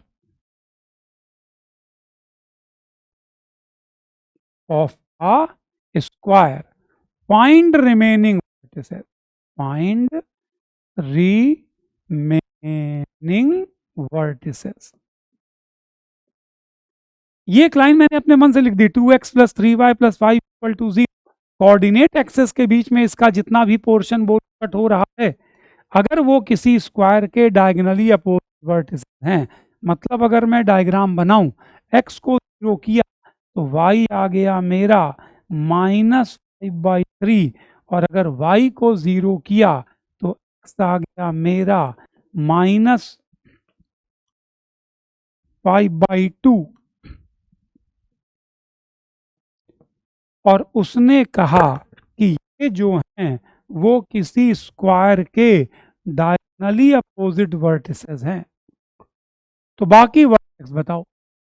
अब यहां पर आपको समझना होगा कि अगर आप छोटे कॉन्सेप्ट से करने की कोशिश करोगे, छोटे कॉन्सेप्ट मतलब distance formula, slope, m1 m2 -1। मैं क्लास में एक बात कहता हूं बच्चों से कि आप जिस स्तर का कॉन्सेप्ट लगा रहे हो, that is inversely proportional to the length of your solution। जिस स्तर का आप कॉन्सेप्ट लगा रहे हैं, उस सवाल की लंबाई और आपके कॉन्सेप्ट का स्तर एक दूसरे के इनवर्सली प्रोपोर्शनल है। अगर आप बहुत छोटे स्तर का कॉन्सेप्ट लगाओगे तो सवाल की लंबाई बहुत ज्यादा होगी। अगर आप हर सवाल में डिस्टेंस फार्मूला और सेक्शन फार्मूला ही लगाते होगे तो सवाल बहुत लेंथी होंगे, और अगर कॉन्सेप्ट का स्तर अच्छा करोगे तो सवाल की लंबाई कम हो जाएगी। तो इसी में अगर बिल्कुल इनफैक्ट बोलें तो बेकार तरीके से चलूं, ऐसे करके कुछ स्क्वायर बना, कोई सर मैं तो इसको मानूंगा अल्फा बीटा, और फिर ये दूरी बराबर, और ये एंगल 90 डिग्री, तो m1 m2 -1, तो बोलो इससे जीवन नहीं कर सकता बच्चों। तो फिर कैसे करें? मैंने कहा उससे बेहतर तरीका जो है वो पैरामीट्रिक कोऑर्डिनेट है। उससे बेहतर तरीका बोलो कॉम्प्लेक्स नंबर है। तो मैं अभी आप कॉम्प्लेक्स नंबर से भी ये सवाल करके दिखाऊंगा। जैसे मैंने एक दिन एक कॉम्प्लेक्स नंबर से कराया था, तो एक बच्चे का ये कमेंट आया था, तो वो कॉम्प्लेक्स नंबर वाला मेथड समझ में नहीं आया, तो वो बच्चा निश्चित रूप से बोलो 11th में होगा, और जहाँ भी पढ़ रहा होगा वहाँ शायद अभी कॉम्प्लेक्स नंबर ना हुआ हो। पर मेरा कर्तव्य बनता है कि मैं जितने भी अच्छे अच्छे मेथड जानता हूँ उससे बोलो बताते हुए चलूँ, तो कॉम्प्लेक्स नंबर से भी आपको बता ही दूंगा। तो कैसे करेंगे? तो शुरू करते हैं। अब ध्यान देना, डाटा खराब आएगा तो आने देना, कि मैंने डाटा कोई लिखा तो है नहीं, अपने मन से लिख दिया 2x प्लस 3y प्लस 5 बराबर 0। तो चलिए शुरू करते हैं। मेरे ये पॉइंट निकालना है, ये पॉइंट निकालना है। अगर मुझे किसी सवाल में एक साथ दो पॉइंट निकालने होते हैं, एक साथ पॉइंट, तो देखो सिमेट्रिक फॉर्म में भी तो यही होता है कि एक साथ मेरे को दो पॉइंट बोलो मिलते हैं, एक ये और एक ये, तो मैं पैरामीट्रिक बोलो लगा देता हूं। मेरे को ये पॉइंट चाहिए, ये पॉइंट चाहिए, तो बोलो इस पॉइंट के रिस्पेक्ट में लगा देंगे, और ये पॉइंट बोलो इन दोनों का मिड पॉइंट होगा, तो इसका मिड पॉइंट लिखता हूं, दिस प्लस दिस बाई 2 मतलब -5/4, और दिस प्लस दिस बाई 2 मतलब -5/6। तो x1 y1 का बोलो काम हो गया। और पैरामीट्रिक फॉर्म में बोलो मुझे 3 चाहिए, x1 y1 r और थीटा, तो x1 y1 का जुगाड़ हो गया। अब मुझे चाहिए थीटा का जुगाड़, और उसके बाद चाहिए r। तो r कैसे पता लगेगा? अरे ये लंबाई है, यही तो वो भी लंबाई होगी। तो ये लंबाई अगर मैं निकालना चाहूं तो मैं लिखूंगा अंडर रूट ऑफ 25/4, और फिर लिखूंगा 25/9। तो एलसीएम ले लूंगा, तो 9 चौक 36, और ऊपर आएगा 25 × 13, तो ये कुछ ऐसे आ जाएगा 5/6 √13। बेटा डाटा मत देखना, क्योंकि मुझे कॉन्सेप्ट बताना था, तो मैंने ऐसे ही लिख दिया 2x plus 3y plus equal to 0। तो ये टोटल दूरी हो गई इतनी, और स्क्वायर के डायगोनल तो आपस में बराबर होंगे ही, इसका मतलब ये लंबाई भी इतनी होगी। इसका नाम A, इसका B, इसका C, इसका D, इसको अगर मैं लिख देता हूं मान लो P, तो ये जो दूरी होगी AP, वो तो बोलो इसकी पूरी आधी होगी, तो ये हो जाएगी 5√13/12। चलो भाई r, तो यही तो मेरे लिए r का काम करेगा, r का भी जुगाड़ हो गया। अब मुझे चाहिए एंगल, किसका एंगल चाहिए होता है? अरे ये जो दो पॉइंट मुझे निकालने हैं, इन्हीं को मिलाने से जो लाइन बनी, इसी का ही तो बोलो एंगल ऑफ इंक्लिनेशन चाहिए। मतलब इन दोनों को मिलाने से जो लाइन बनी, इन्हीं का एंगल ऑफ इंक्लिनेशन चाहिए। इस लाइन का स्लोप क्या है बच्चों? -2/3।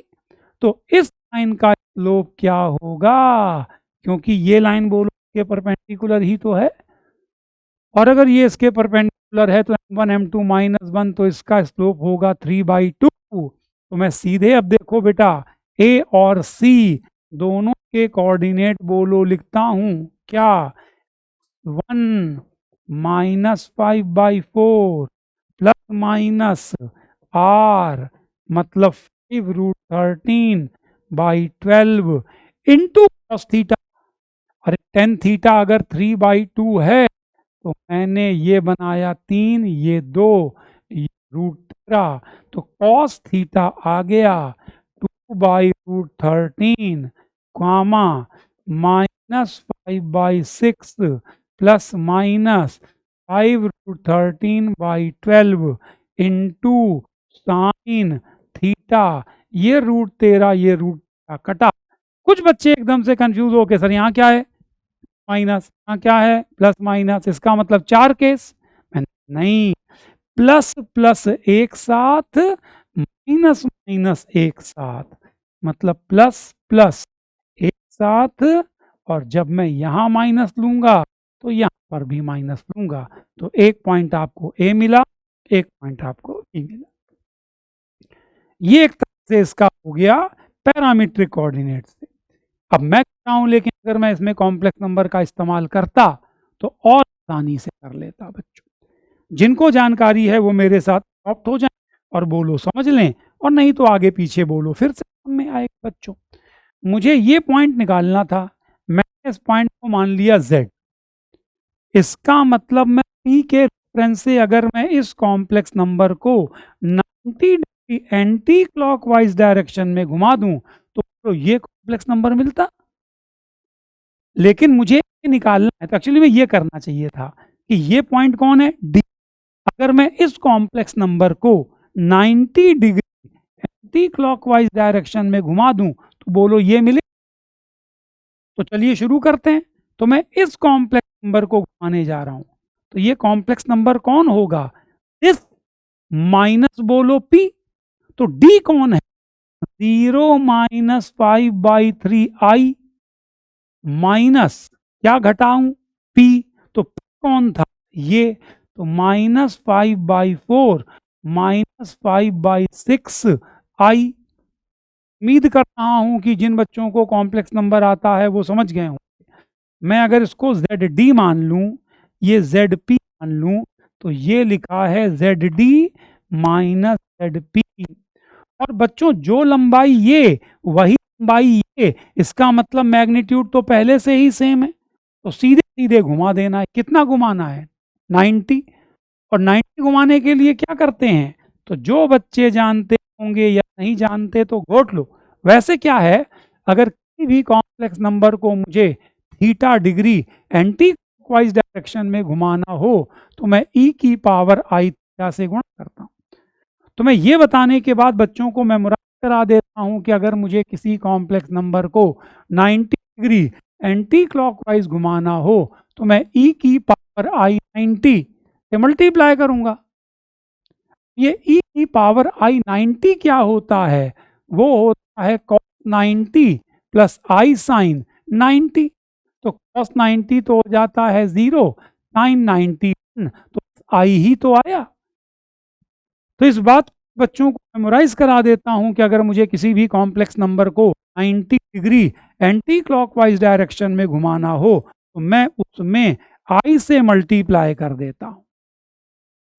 और अगर 120 डिग्री एंटी क्लॉकवाइज डायरेक्शन में घुमाना हो तो भविष्य की बात है, ओमेगा जो 1 का क्यूब रूट है ना, ओमेगा से मल्टीप्लाई कर देते हैं। तो यहां पर मैंने मल्टीप्लाई कर दिया i से। अब मैंने इसको i से ऐसे घुमा दिया, बना कौन, बनेगा ये कॉम्प्लेक्स नंबर जिसका नाम होगा ZA माइनस ZP। पर मुझे तो बोलो Z निकालना है ना, तो वो जो ZP होगा वो इधर आकर ऐड हो जाएगा। और ये देखो एक बार ही Z निकल आया। कोई कहे मुझे तो Z चाहिए, तो समझदार बच्चे यही समझ लें, यही करें ना माइनस। कैसे, अगर 90 एंटी क्लॉकवाइज घुमाना है तो i से गुणा करो, और क्लॉकवाइज घुमाना है तो माइनस i से गुणा करो। जितने भी बच्चे कॉम्प्लेक्स नंबर में कंफर्टेबल हैं उनको ये मेथड बोलो समझ में आ गया, वो तुरंत कमेंट पे बेटा मेरे को थम्स अप, नहीं तो जस्ट एक सिंपल सा थैंक यू मैसेज जरूर करें, जिससे कि मुझे ये लगे कि हाँ मैं मान लो किसी और चैप्टर से रिलेटेड भी मेथड आपको बताता हूं तो बच्चे उसको समझ लेते हैं। बोलो क्लियर। तो क्या लिखा मैंने, ZD माइनस ZP इंटू आई, एक प्लस आई एक बार माइनस आई, जो बनेगा वो कौन होगा, ZA माइनस ZP। निकालना है ZA तो ZP को इधर ट्रांसफर कर दिया। तो ये मेथड जो कोऑर्डिनेट ज्योमेट्री वाला बेटा रिलेटिवली लेंदी हो जाता है। ये पैरामीट्रिक फॉर्म या सिमेट्रिक फॉर्म अपने आप में बहुत इंपॉर्टेंट है, में कोई दो राय नहीं है, लेकिन इसके मैक्सिमम सवाल हम लोग कॉम्प्लेक्स नंबर के सहयोग से लेते हैं। अच्छा, बहुत सारे बच्चों ने पीएनसी के लिए बोला है, पीएनसी है बेटा हम लोगों के उसमें, पर कुछ बच्चों ने तो कहा है कि सर बिल्कुल पूरा पढ़ा दीजिए, कुछ ने कहा है कम से कम 2 से लेकर 3 लेक्चर लेके आइए। ये कह पाना थोड़ा सा बेटा मुश्किल हो जाएगा, क्योंकि भाई हम लोगों के लेक्चर लिमिटेड हैं, टोटल लगभग 42 लेक्चर्स के आसपास, जिसमें हम लोगों ने दोनों फर्केट कर रखे हैं। 12th में थोड़ा सा ज़्यादा मांग गए हैं तो मेरे पास थोड़े कम होंगे, तो जितना भी पीएनसी डॉटेड वाला सेक्शन होगा वो हम लोग निश्चित रूप से पढ़ेंगे। और उसमें भी जो पेनफुल चीज़ें होंगी, डिस्ट्रीब्यूशन लाइक ऑब्जेक्ट्स, जिसको आप लोग बेगर्स मेथड के नाम से भी जानते हैं, वो निश्चित रूप से बोलो हम लोग करेंगे। तो आइए एक इसी पर सवाल मेरे पास पड़ा है, वो देखिए मैं एक बार आपको इसी से रिलेटेड जो है वो करा देता हूं। आप एक बार इसकी लैंग्वेज को ध्यान से बच्चों पढ़ें, बनाने की कोशिश करें, और फिर अभी पॉज कर लीजिए और उसके बाद फिर आप उसको मेरे साथ साथ करने की कोशिश कीजिए, अगर इनकेस नहीं होता है तो फिर आप देखिए। वैसे तो मुझे विश्वास है कि मैंने जितने कॉन्सेप्ट आपको बताए हैं उससे आप ये क्वेश्चन तो कर ही लेंगे। चलिए मैं शुरू करता हूं, आप लोग एक बार अटेम्प्ट करने के बाद फिर मेरे साथ आइएगा। क्या कह रहा है क्वेश्चन, कुछ इस प्रकार का है। From a point P a comma b a line L is drawn to meet this. ये कोई एक कर्व है, मैंने ए कॉमा बी से एक लाइन खींची जो इस कर्व को मीट कर रही है, कहां कहां, क्यू और आर।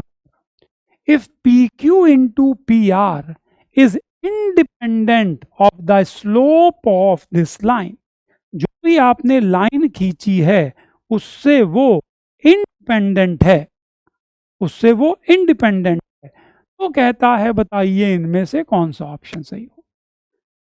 अब ये कर्व मेरा कोई बच्चों बहुत जाना पहचाना है नहीं, तो मैं इसके चक्कर में पड़ भी नहीं रहा, मैंने ऐसे ही मान लो कोई कर्व बना दिया। एक पॉइंट आपको दिया हुआ है P, जिससे आपने एक लाइन खींची है L, से आपने एक लाइन खींची है L, जो इस कर्व को दो पॉइंट पे काट रहा है। एक पॉइंट है बोलो Q और एक पॉइंट है बोलो R। इस पॉइंट का नाम है P, तो उसने कहा है PQ इंटू PR। ये PQ इंटू PR क्या है, वो है ये लेंथ इंटू ये लेंथ। ये जो है इंडिपेंडेंट है स्लोप ऑफ दिस लाइन से। इस लाइन का जो भी स्लोप है से मान लो थीटा, ये उससे इंडिपेंडेंट है। तो मैंने अभी आपसे एक बात कही थी बच्चों कि अगर किसी भी सवाल में बार बार दूरी पे कंसंट्रेट करें, जैसे पी क्यू एक दूरी है, पी आर एक दूरी है, तो किसी भी सवाल में अगर दूरी पे कंसंट्रेट करे तो समझ लीजिए कि ये पैरामीट्रिक कोऑर्डिनेट्स को सोलो लगवाना चाहता है। ठीक है, तो चलिए मैंने शुरू किया। मैं अगर थोड़ी देर के लिए ऐसे करके एक्स एक्सेस मान लूं और मान लूं ये लाइन के साथ थीटा एंगल बना रही है, तो इस लाइन का स्लोप होगा tan थीटा। अर्थात ये जो P Q into P are है उसमें कहीं भी दूर दूर तक बच्चों किसका टर्म नहीं होना चाहिए, थीटा टर्म नहीं होना चाहिए।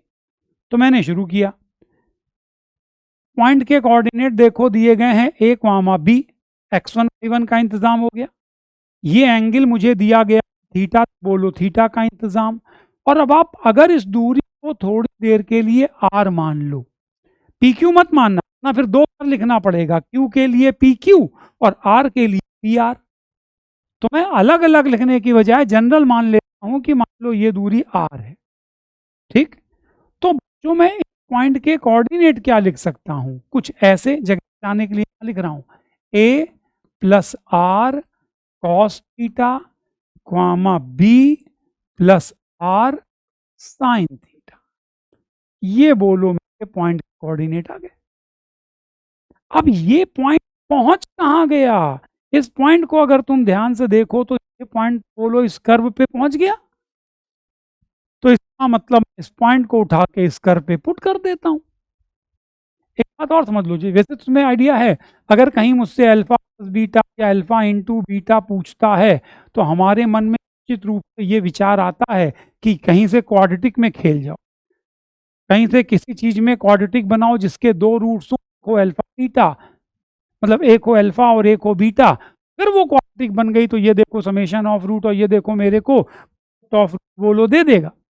तो मैंने यही बात यहां सोच की है कि ये पी क्यू जो एक दूरी है से R1 और पी आर जो एक दूरी है से R2, तो ये R1 R2 की बात कर रहा है।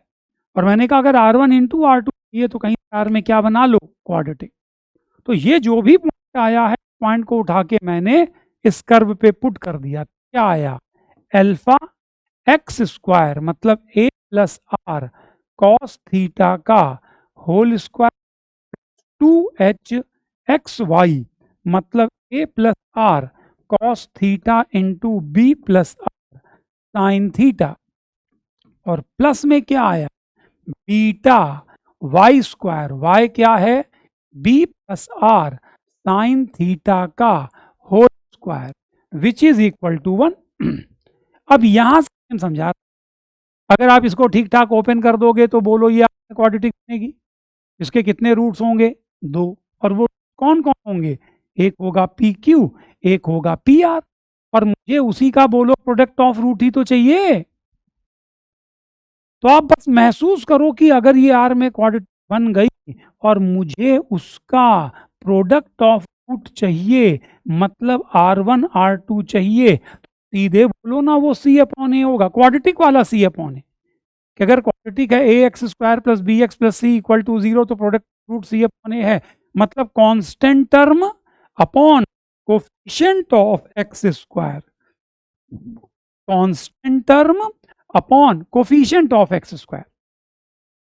तो कांस्टेंट टर्म बोलो हम ऐसे ही निकालते हैं, कांस्टेंट टर्म की शुरुआत करते हैं। तो यहां से देखता हूं बोलो कांस्टेंट टर्म क्या है, इसको ओपन करोगे तो आर स्क्वायर आएगा, आर आएगा, चाहिए कांस्टेंट, तो कांस्टेंट क्या आएगा ए स्क्वायर एल्फा, ए स्क्वायर एल्फा। यहां से बोलो जरा कांस्टेंट क्या आएगा, तो बी ए और 2h, तो 2h ए बी, और प्लस यहां से बोलो क्या आएगा बीटा बी स्क्वायर, और किनारे से बोलो आ गया -1।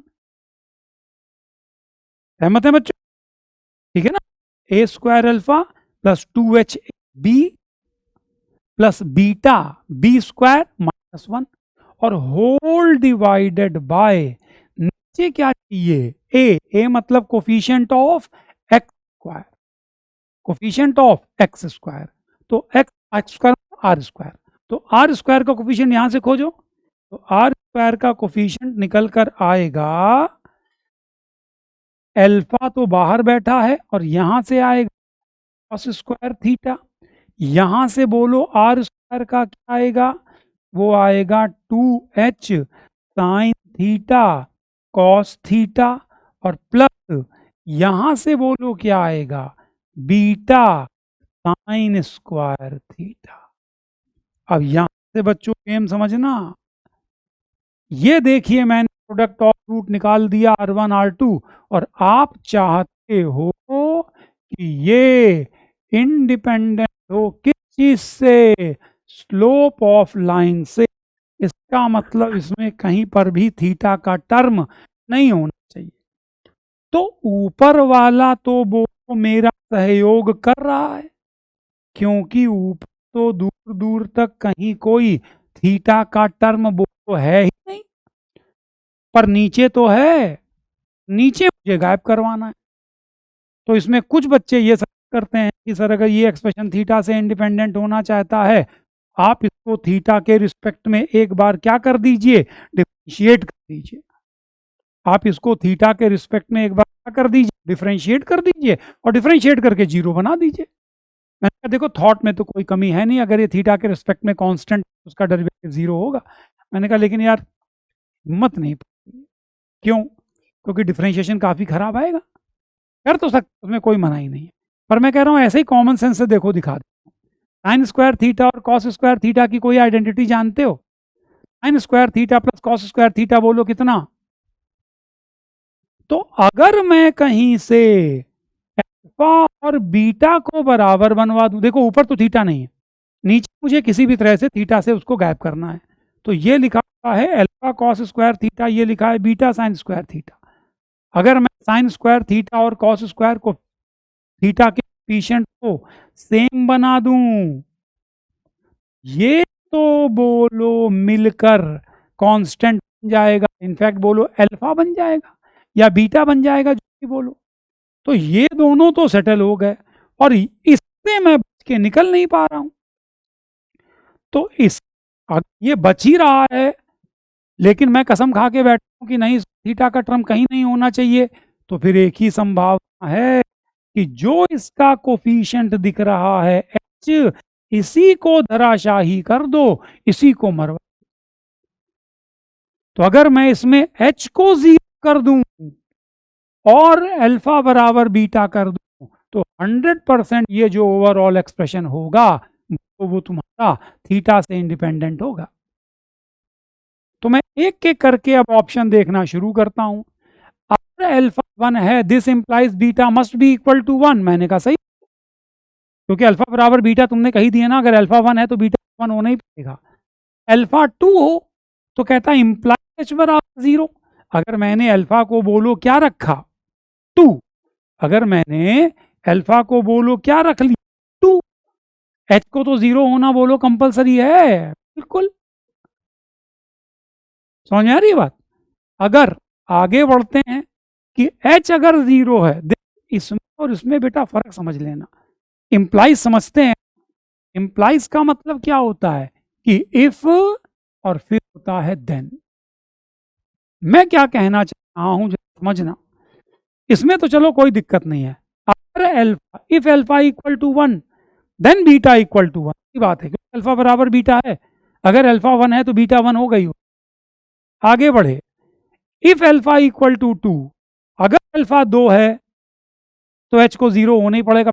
H को तो 0 होना ही होना है। बच्चे ये कहने लगते हैं कि सर अल्फा 2 क्यों लिखा है, अगर अल्फा 20 हो जाए तो अभी तो H को 0 होना पड़ेगा। आप उल्टा क्यों सोच रहे हो? आप ऐसे सोचो, इफ अल्फा बराबर 2 देन H बराबर 0, बोलो सही कि गलत? अगर अल्फा 2 है तो क्या H 0 होगा? मैंने कहा हाँ, लेकिन यहां देखो, अगर H 0 है तो बीटा 2 होगा। मैंने कहा ये देखो गलत बात हो गई, क्योंकि H अगर 0 है तो बीटा तो कुछ भी हो सकता है ना, 2 10 50 1000। तो अगर H 0 है तो it not necessary that beta must be equal to 2। और next, if alpha belongs to natural number then alpha beta is a perfect square. जब तुम यहाँ कह चुके अल्फा बराबर बीटा, तो ये जो अल्फा बीटा तुम्हें दिख रहा है ये बेसिकली अल्फा स्क्वायर ही तो लिखा है। और अगर ये अल्फा स्क्वायर लिखा है तो इसका मतलब ये 100% नेचुरल नंबर, ये 100% परफेक्ट स्क्वायर होगा ही होगा। तो देखिए कॉन्सेप्ट तो हमने पैरामीट्रिक का लगाया, लेकिन अंदर जाकर वो अच्छे अच्छे कॉन्सेप्ट लेते हुए जाकर मोर देन वन टाइप का क्वेश्चन बोलो बन गया। ये भी देखिए बहुत सारे क्वेश्चंस हैं जो कि मैं लेके आया हूँ आज आपके पास, कुछ कराता जा रहा हूँ। जैसे ये भी क्वेश्चन आप लोग बड़े से कर सकते हैं, मैं भी आपको इसको HW के रूप में भी दूंगा। लेकिन मैं चाह रहा हूँ कि पहले एक दो आर्टिकल जो आपके लिए और पेनफुल हो सकते हैं उनको मैं आपको बता दूं। तो मैं जिस क्रम में पढ़ाता हूँ उसी क्रम में केवल देखता चला जा रहा हूँ। जो रूटीनल चीज़ें हैं उनको तो बोलो मैं ड्रॉप करता जा रहा हूँ। जैसे परपेंडिकुलर डिस्टेंस आपको आती ही है, distance between two parallel lines आपको आती ही है। ऐसे ही एक इमेज का फार्मूला होता है, एक फुट ऑफ द परपेंडिकुलर का फार्मूला होता है। ऐसे मैं ऐसे बोल दे रहा हूँ, कोई करा नहीं रहा हूँ।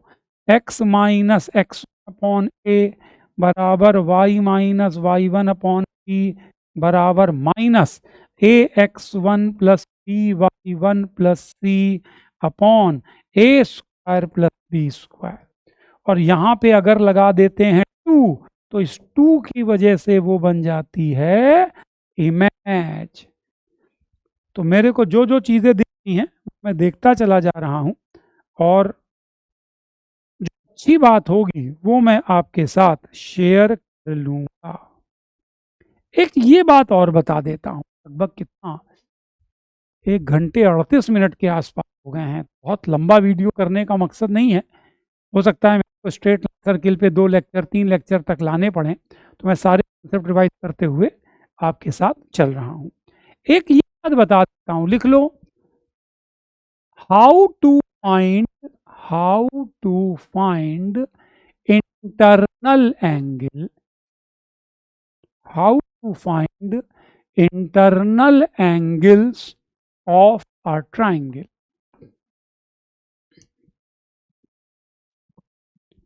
मतलब जैसे मान लीजिए कोई एक ट्राइंगल मेरे को दिया गया, और मेरे को, क्योंकि ये आर्टिकल अभी मैं थोड़ी देर बाद आपको पाएगा नहीं पता नहीं, हम लोग जब एंगल बाइसेक्टर पढ़ेंगे, एंगल बाइसेक्टर में अगर आपको थोड़ी थोड़ी जानकारी हो तो एंगल बाइसेक्टर पढ़ाने के बाद उसके अंदर हम लोग acute angle bisector, obtuse angle bisector, इस तरह की बातें करते हैं। एक्यूट एंगल बाइसेक्टर कैसे निकालते हैं, ऑब्ट्यूस एंगल बाइसेक्टर कैसे निकालते हैं। तो यहाँ पर आगे आपके साथ ये होगा कि एक ट्राइंगल जिसके तुमको वर्टिसेस नहीं देगा, तीनों साइड की इक्वेशन दे देगा और फिर आपसे कहेगा इस एंगल ए का इंटरनल एंगल बाइसेक्टर बताइए, इंटरनल एंगल बाइसेक्टर। तब बच्चे मेरे से ये कहते हैं कि सर क्या दिक्कत है, आपको एक्यूट एंगल बाइसेक्टर निकालना आता ही है, ऑब्ट्यूस एंगल बाइसेक्टर निकालना आता ही है, बस आप किसी तरह से इस एंगल का नेचर पता कर लीजिए। मैंने कहा बिल्कुल सही, मैं किसी तरह से इसका नेचर पता कर लेता हूं और जैसे मुझे नेचर पता लग जाएगा, अगर नेचर एक्यूट हुआ तो एक्यूट एंगल बाइसेक्टर निकाल दूंगा, ऑब्ट्यूस हुआ तो ऑब्ट्यूस एंगल बाइसेक्टर निकाल दूंगा। मैंने कहा चलो जरा ये एंगल पता करके बताओ। कहते हैं सर क्या बात कर रहे हैं, तो बहुत ही सिंपल है, अगर मुझे इसके बीच के एंगल, अगर मुझे ये एंगल निकालना है, इसका स्लोप m1 है, इसका स्लोप m3 है, तो मैं इस एंगल ए को कह दूंगा क्या, tan inverse m1 minus m3 upon 1 plus m1 m3। इससे मेरे को बोलो पता लग जाएगा। मैंने बेटा इससे तो नहीं पता लग पाएगा। क्यों? क्योंकि तुमने पहली बार कभी ये एंगल निकालना सीखा होगा, tan inverse m1 minus m3 upon 1 plus m1 m2, तो इसके ऊपर से बोलो सब लोग मॉड झुकवा देते हैं। तुमने इसके ऊपर बोलो मॉड लगा दिया तो इसका मतलब अब तो ये क्वांटिटी हमेशा क्या ही आएगी, बोलो पॉजिटिव ही आएगी। और अगर ये हमेशा ही पॉजिटिव आ रही तो तुमको तो ये एंगल हमेशा ही एक्यूट मिलेगा। होता क्या है, होता ये है कि वो तो इसको ऐसे पूरी मानता है ना, और दो लाइनों के बीच का एंगल अगर मैं पूछता हूं तो कोई इधर से देखे कोई इधर से देखे, तो कोई कहेगा मान लो 60 तो कोई इधर से 120, तो हो सकता है ट्राइंगल इधर से बन रहा होता।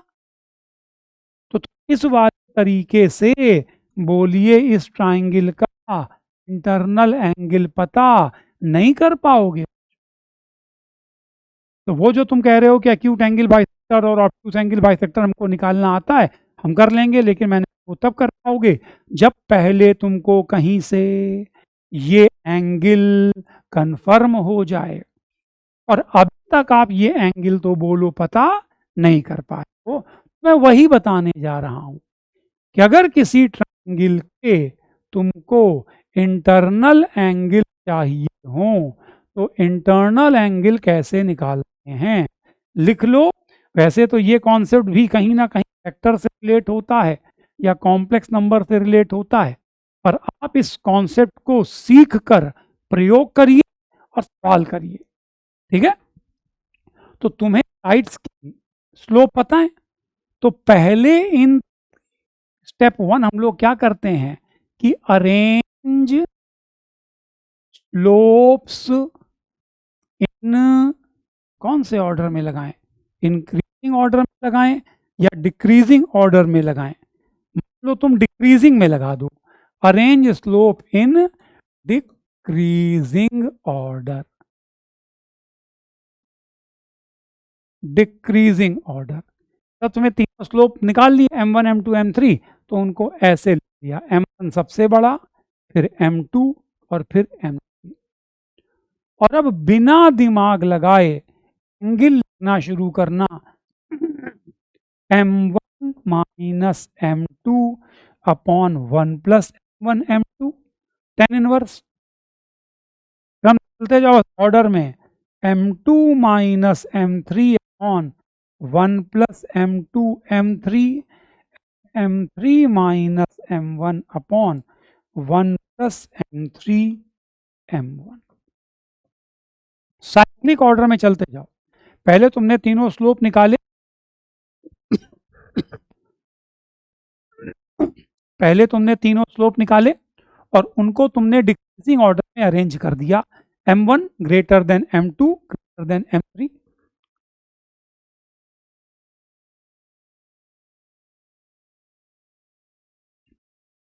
और फिर बिना दिमाग लगाए साइक्लिक ऑर्डर में M1 minus M2, M2 minus M3, M3 minus M1 upon 1 plus M1 M2, 1 plus M2 M3, 1 plus M3 M।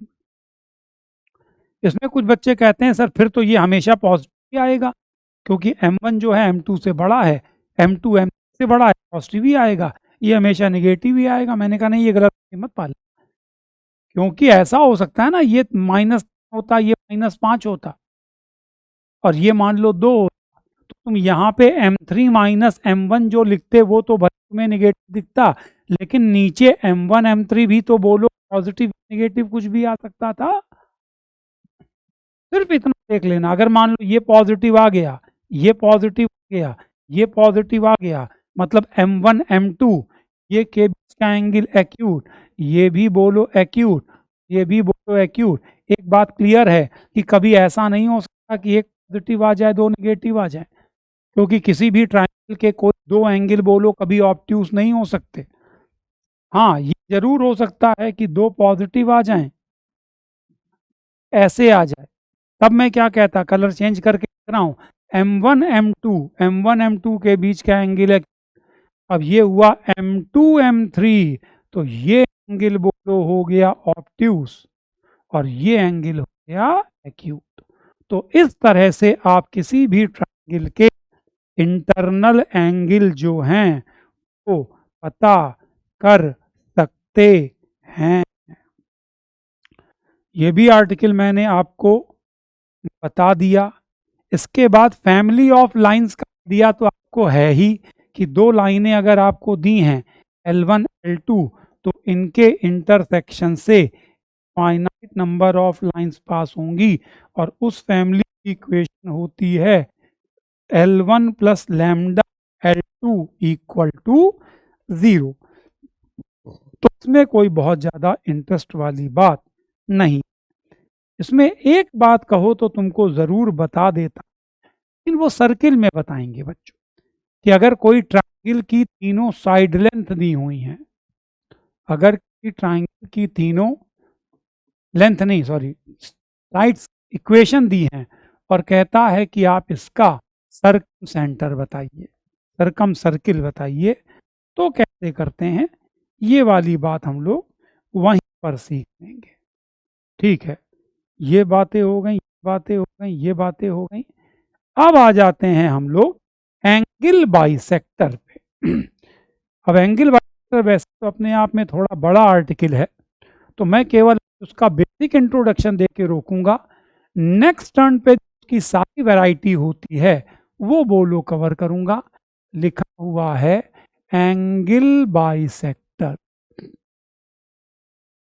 तो अगर एक लाइन की इक्वेशन मान लो आपको दी है a1x plus b1y plus c1 बराबर 0, एक लाइन आपको दी है a2x plus b2y plus c2 बराबर 0, तो इसके दो एंगल बाइसेक्टर होंगे, एक यहाँ पे होगा, इसको मैंने कह दिया B1, और एक बाइसेक्टर यहाँ होगा जिसको कह दिया B2।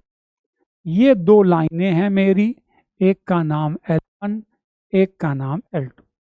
अब अगर मैं बच्चों से पूछता हूँ एंगल बाइसेक्टर क्या होता है, तो आप लोग तो निश्चित रूप से बात जानते ही होंगे, एक ऐसे पॉइंट का लोकस जो दोनों पॉइंट से इक्वली डिस्टेंट होता है, मतलब दोनों पे परपेंडिकुलर डिस्टेंस बराबर होगी।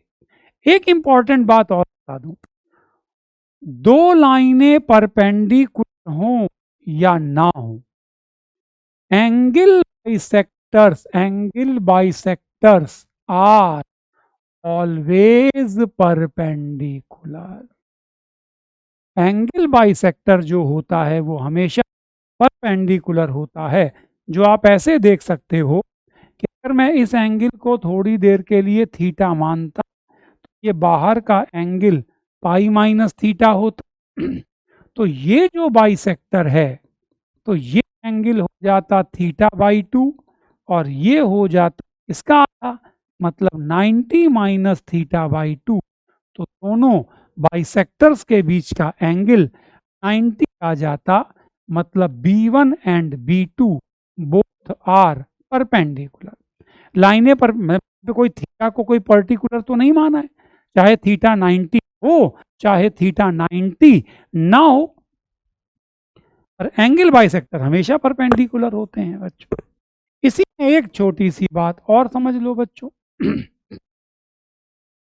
कि एंगल बाइसेक्टर के रिस्पेक्ट में दोनों लाइनें एक दूसरे की मिरर इमेज होती हैं। मतलब अगर मैं इस बाइसेक्टर को थोड़ी देर के लिए अगर मैं इस बाइसेक्टर को थोड़ी देर के लिए मिरर मान लूं, तो ये जो पहली लाइन होगी L1 और दूसरी लाइन होगी L2, these are mirror image of each other. तो क्या खास बात है, L1 and L2 are mirror image of each other, mirror image of each other with respect to bisector. ध्यान रखना, कंफ्यूज मत होना, किसको मिरर मानेंगे, बाइसेक्टर को मिरर मानेंगे। तो L1 की जो इमेज होगी वो बोलो आपकी हो जाएगी L2, ऐसे ही जो L2 की इमेज होगी वो हो जाएगी L1। डन है। तो इन चीजों से बचने की, मतलब इस चीज का प्रयोग हम कहाँ करते हैं, ध्यान से देखना। ऐसे कई सवाल को करने को मिलेंगे कि एक लाइन दे देगा, मान लीजिए 2x plus 3y plus 4 equal to 0, और कहेगा कि ए लाइन, ए रे is coming along x minus 2y plus 3 equal to 0 reflected with respect to a mirror having equation this, हमसे कहेगा कि आप इसकी, ये इंसिडेंट रे हुए, ए रे is coming along this line reflected to a plane mirror this, find the equation of reflected ray। अब इसको जो बच्चे हैं वो कभी कभी बहुत लेंदी तरीके से करते हैं, उस लेंदी तरीके से मैं बचाने की कोशिश करता हूं आपको। कैसे, देखो, सबसे बढ़िया तरीका बता रहा हूं आपको। आपको पता है angle of incidence is equal to angle of reflection. इसका मतलब ये एक ऐसी लाइन है जो इन दोनों के बीच के एंगल को बाइसेक्ट कर रही है, मतलब ये जो है वो इन दोनों लाइनों की इनडायरेक्टली बोलें तो बाइसेक्टर है। ये मैंने इधर आगे बढ़ा दी और ये मैंने इधर आगे बढ़ा दी, मान लो।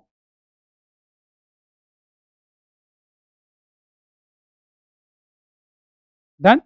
And angle bisectors are always perpendicular. तो ये अगर एंगल बाइसेक्टर है तो ये भी एंगल बाइसेक्टर ही। अब मैं इसकी इक्वेशन कैसे निकालूं? अब बच्चे बड़ी मेहनत करते हैं कि ये एंगल और ये एंगल आपस में बराबर होगा, इसका मुझे स्लोप पता है, इसका स्लोप मुझे पता है, मैं इस एंगल को थीटा मानूं, ये करूं वो करूं, ना करना। हार्डली 30-35 सेकंड में हम लोग, 30-35 सेकंड तो नहीं, 1 से 1.5 मिनट में ये सवाल बोलो हम कर लेंगे। आखिर कैसे? मैंने कहा देखो, एक तो मैं इस्तेमाल करूंगा L1 प्लस लैम्डा L2 का। लाइन और इस लाइन का इंटरसेक्शन बोलो ये पॉइंट है, और जो हमारी रिफ्लेक्टेड रे है वो भी तो बोलो इसी से पास हो रही है। इसका मतलब मेरी जो रिफ्लेक्टेड रे है, reflected ray is a member of that family which passes through the intersection point of incident ray and mirror। तो मैं उसकी इक्वेशन को लिख दूंगा x minus 2y plus 3 plus lambda times 2x plus 3y plus 4, बोलिए equal to 0। यहां तक done. अब कितने अननोन बचे? केवल एक लैम्डा। अब लैम्डा कैसे निकलेगा? अब लैम्डा निकालने के लिए फिर वही बच्चे सोचते हैं कि लाओ इसका कहीं से का इंतजाम करें, इसका स्लोप मानता हूं m, इसके साथ एंगल निकाल। मैंने कहा ना, मैं क्या करूंगा, अभी मैंने एक बात बताई थी कि जो दोनों लाइनें होती हैं L1 and L2 are mirror image of each other with respect to bisector. ये देखो तुम्हारा बाइसेक्टर है, तो इसका मतलब ये लाइन और ये लाइन एक दूसरे की मिरर इमेज हैं। और मिरर इमेज होने का मैं क्या फायदा उठाता हूं समझो, मैं अगर इस पे कोई एक पॉइंट कंसीडर कर लूं, इस पॉइंट की इस लाइन के रिस्पेक्ट में इमेज निकाल दूं, तो ये फ्लो इसी पर तो लाई करेगी। तो मुझे यहां पर कोई पॉइंट लेना है, तो इस लाइन पर अपनी कन्वीनियंसी से बढ़िया सा पॉइंट ले लो। मैंने y को 0 माना, x आ गया -3, y आ गया 0। अब इस पॉइंट की इस लाइन के रिस्पेक्ट में इमेज निकालो। इमेज का फॉर्मूला आपको आता है, x - x1/2 y - 0/3, और इमेज है तो -2 और -3 0 को यहाँ रख दिया, तो ये 0 -3 मतलब -6, तो -2 होल डिवाइडेड बाय बोलो 13। तो यहां से बोलो x मेरा निकल कर आ गया, इतना हो गया प्लस में 4 और ये हो गया 8, तो 8/13 -3, और ये बोलो आ गया 4 तिहाई 12/3। मैं सीधे लिखता हूं तो 13 13 3 39 मतलब -31 और 12/13। अब ये जो भी पॉइंट होगा वो इस सेटिस्फाई करवा देना। सेटिस्फाई करते ही बोलो आपको लैम्डा की वैल्यू बच्चों मिल जाएगी। बोलो ठीक है, तो लैम्डा बस मिलते ही बोलो यहां पुट कर दोगे तो रिफ्लेक्टेड हो गया। तो अगर आपने वो एंगल वाले से किया होगा तब तो आपको ये मेथड बहुत अच्छा लगेगा, और ये बात आपको मुझे बॉक्स में के बतानी होगी कि ये इमेज वाला तरीका बोलो अपने आप में बहुत ही शानदार हो जाता है, ये आपके समय की काफ़ी बचत कर लेता है। तो बच्चों, आज वीडियो की लंबाई लगातार बड़ी होती जा रही है, सवाल मेरे पास बहुत हैं, लेकिन मैंने आज थोड़ा थ्योरी पे ज़्यादा कंसंट्रेट किया। नेक्स्ट टर्न पे जब हम लोगों की मुलाकात होगी, होमवर्क तो मैं वही बता देता हूँ, आप जाके PW ऐप पर आपको DPP मिलेगी, 1 से 15 सवाल जो पूरी स्ट्रेट लाइन पर होगी, पूरी स्ट्रेट लाइन पर। तो आपने स्ट्रेट लाइन मैंने लगभग आपको रिवाइज करा ही दिया है। नेक्स्ट टर्न पे अभी एंगल बाइसेक्टर की बची की बातें, कुछ पेयर ऑफ स्ट्रेट लाइन की बातें, फिर थोड़ा सा सर्किल पे चलेंगे, फिर लगभग मैं कल आप नेक्स्ट टर्न पे आपको ज़्यादा से ज़्यादा सवालों पर कंसंट्रेट कराऊंगा। समरी में मैंने आपको देखिए सेक्शन फार्मूला की भी बात करी, एरिया की भी बात करी है, एरिया के बाद पैरामीट्रिक फॉर्म की बात करी, पैरामीट्रिक फॉर्म के बाद इंटरनल एंगल की बात करी, इंटरनल एंगल के बाद एंगल बाइसेक्टर की बात करनी हम लोगों ने जो है वो शुरू कर दी है। ठीक है बच्चों, तो नेक्स्ट टर्न पे जब हम लोगों की मुलाकात होगी, क्योंकि ये कोऑर्डिनेट का जो कैप्सूल है ये लगभग 6 लेक्चर के आसपास मान के चलिए चलेगा, जिसमें लोग सारी महत्वपूर्ण बातें रिवाइज करेंगे। पहले वैसे तो मैं एक पर्टिकुलर आर्टिकल लेके आता था, पर मैंने कहा ये इतना इंपॉर्टेंट है कि इसमें स्ट्रेट लाइन की सारी बातें जो बढ़िया हैं बच्चों को रिवाइज करा दी जाएं। तो आप DPP सॉल्व कीजिएगा और इस लेक्चर का फीडबैक मेरे को ज़रूर दीजिएगा। मिलते हैं नेक्स्ट टर्न।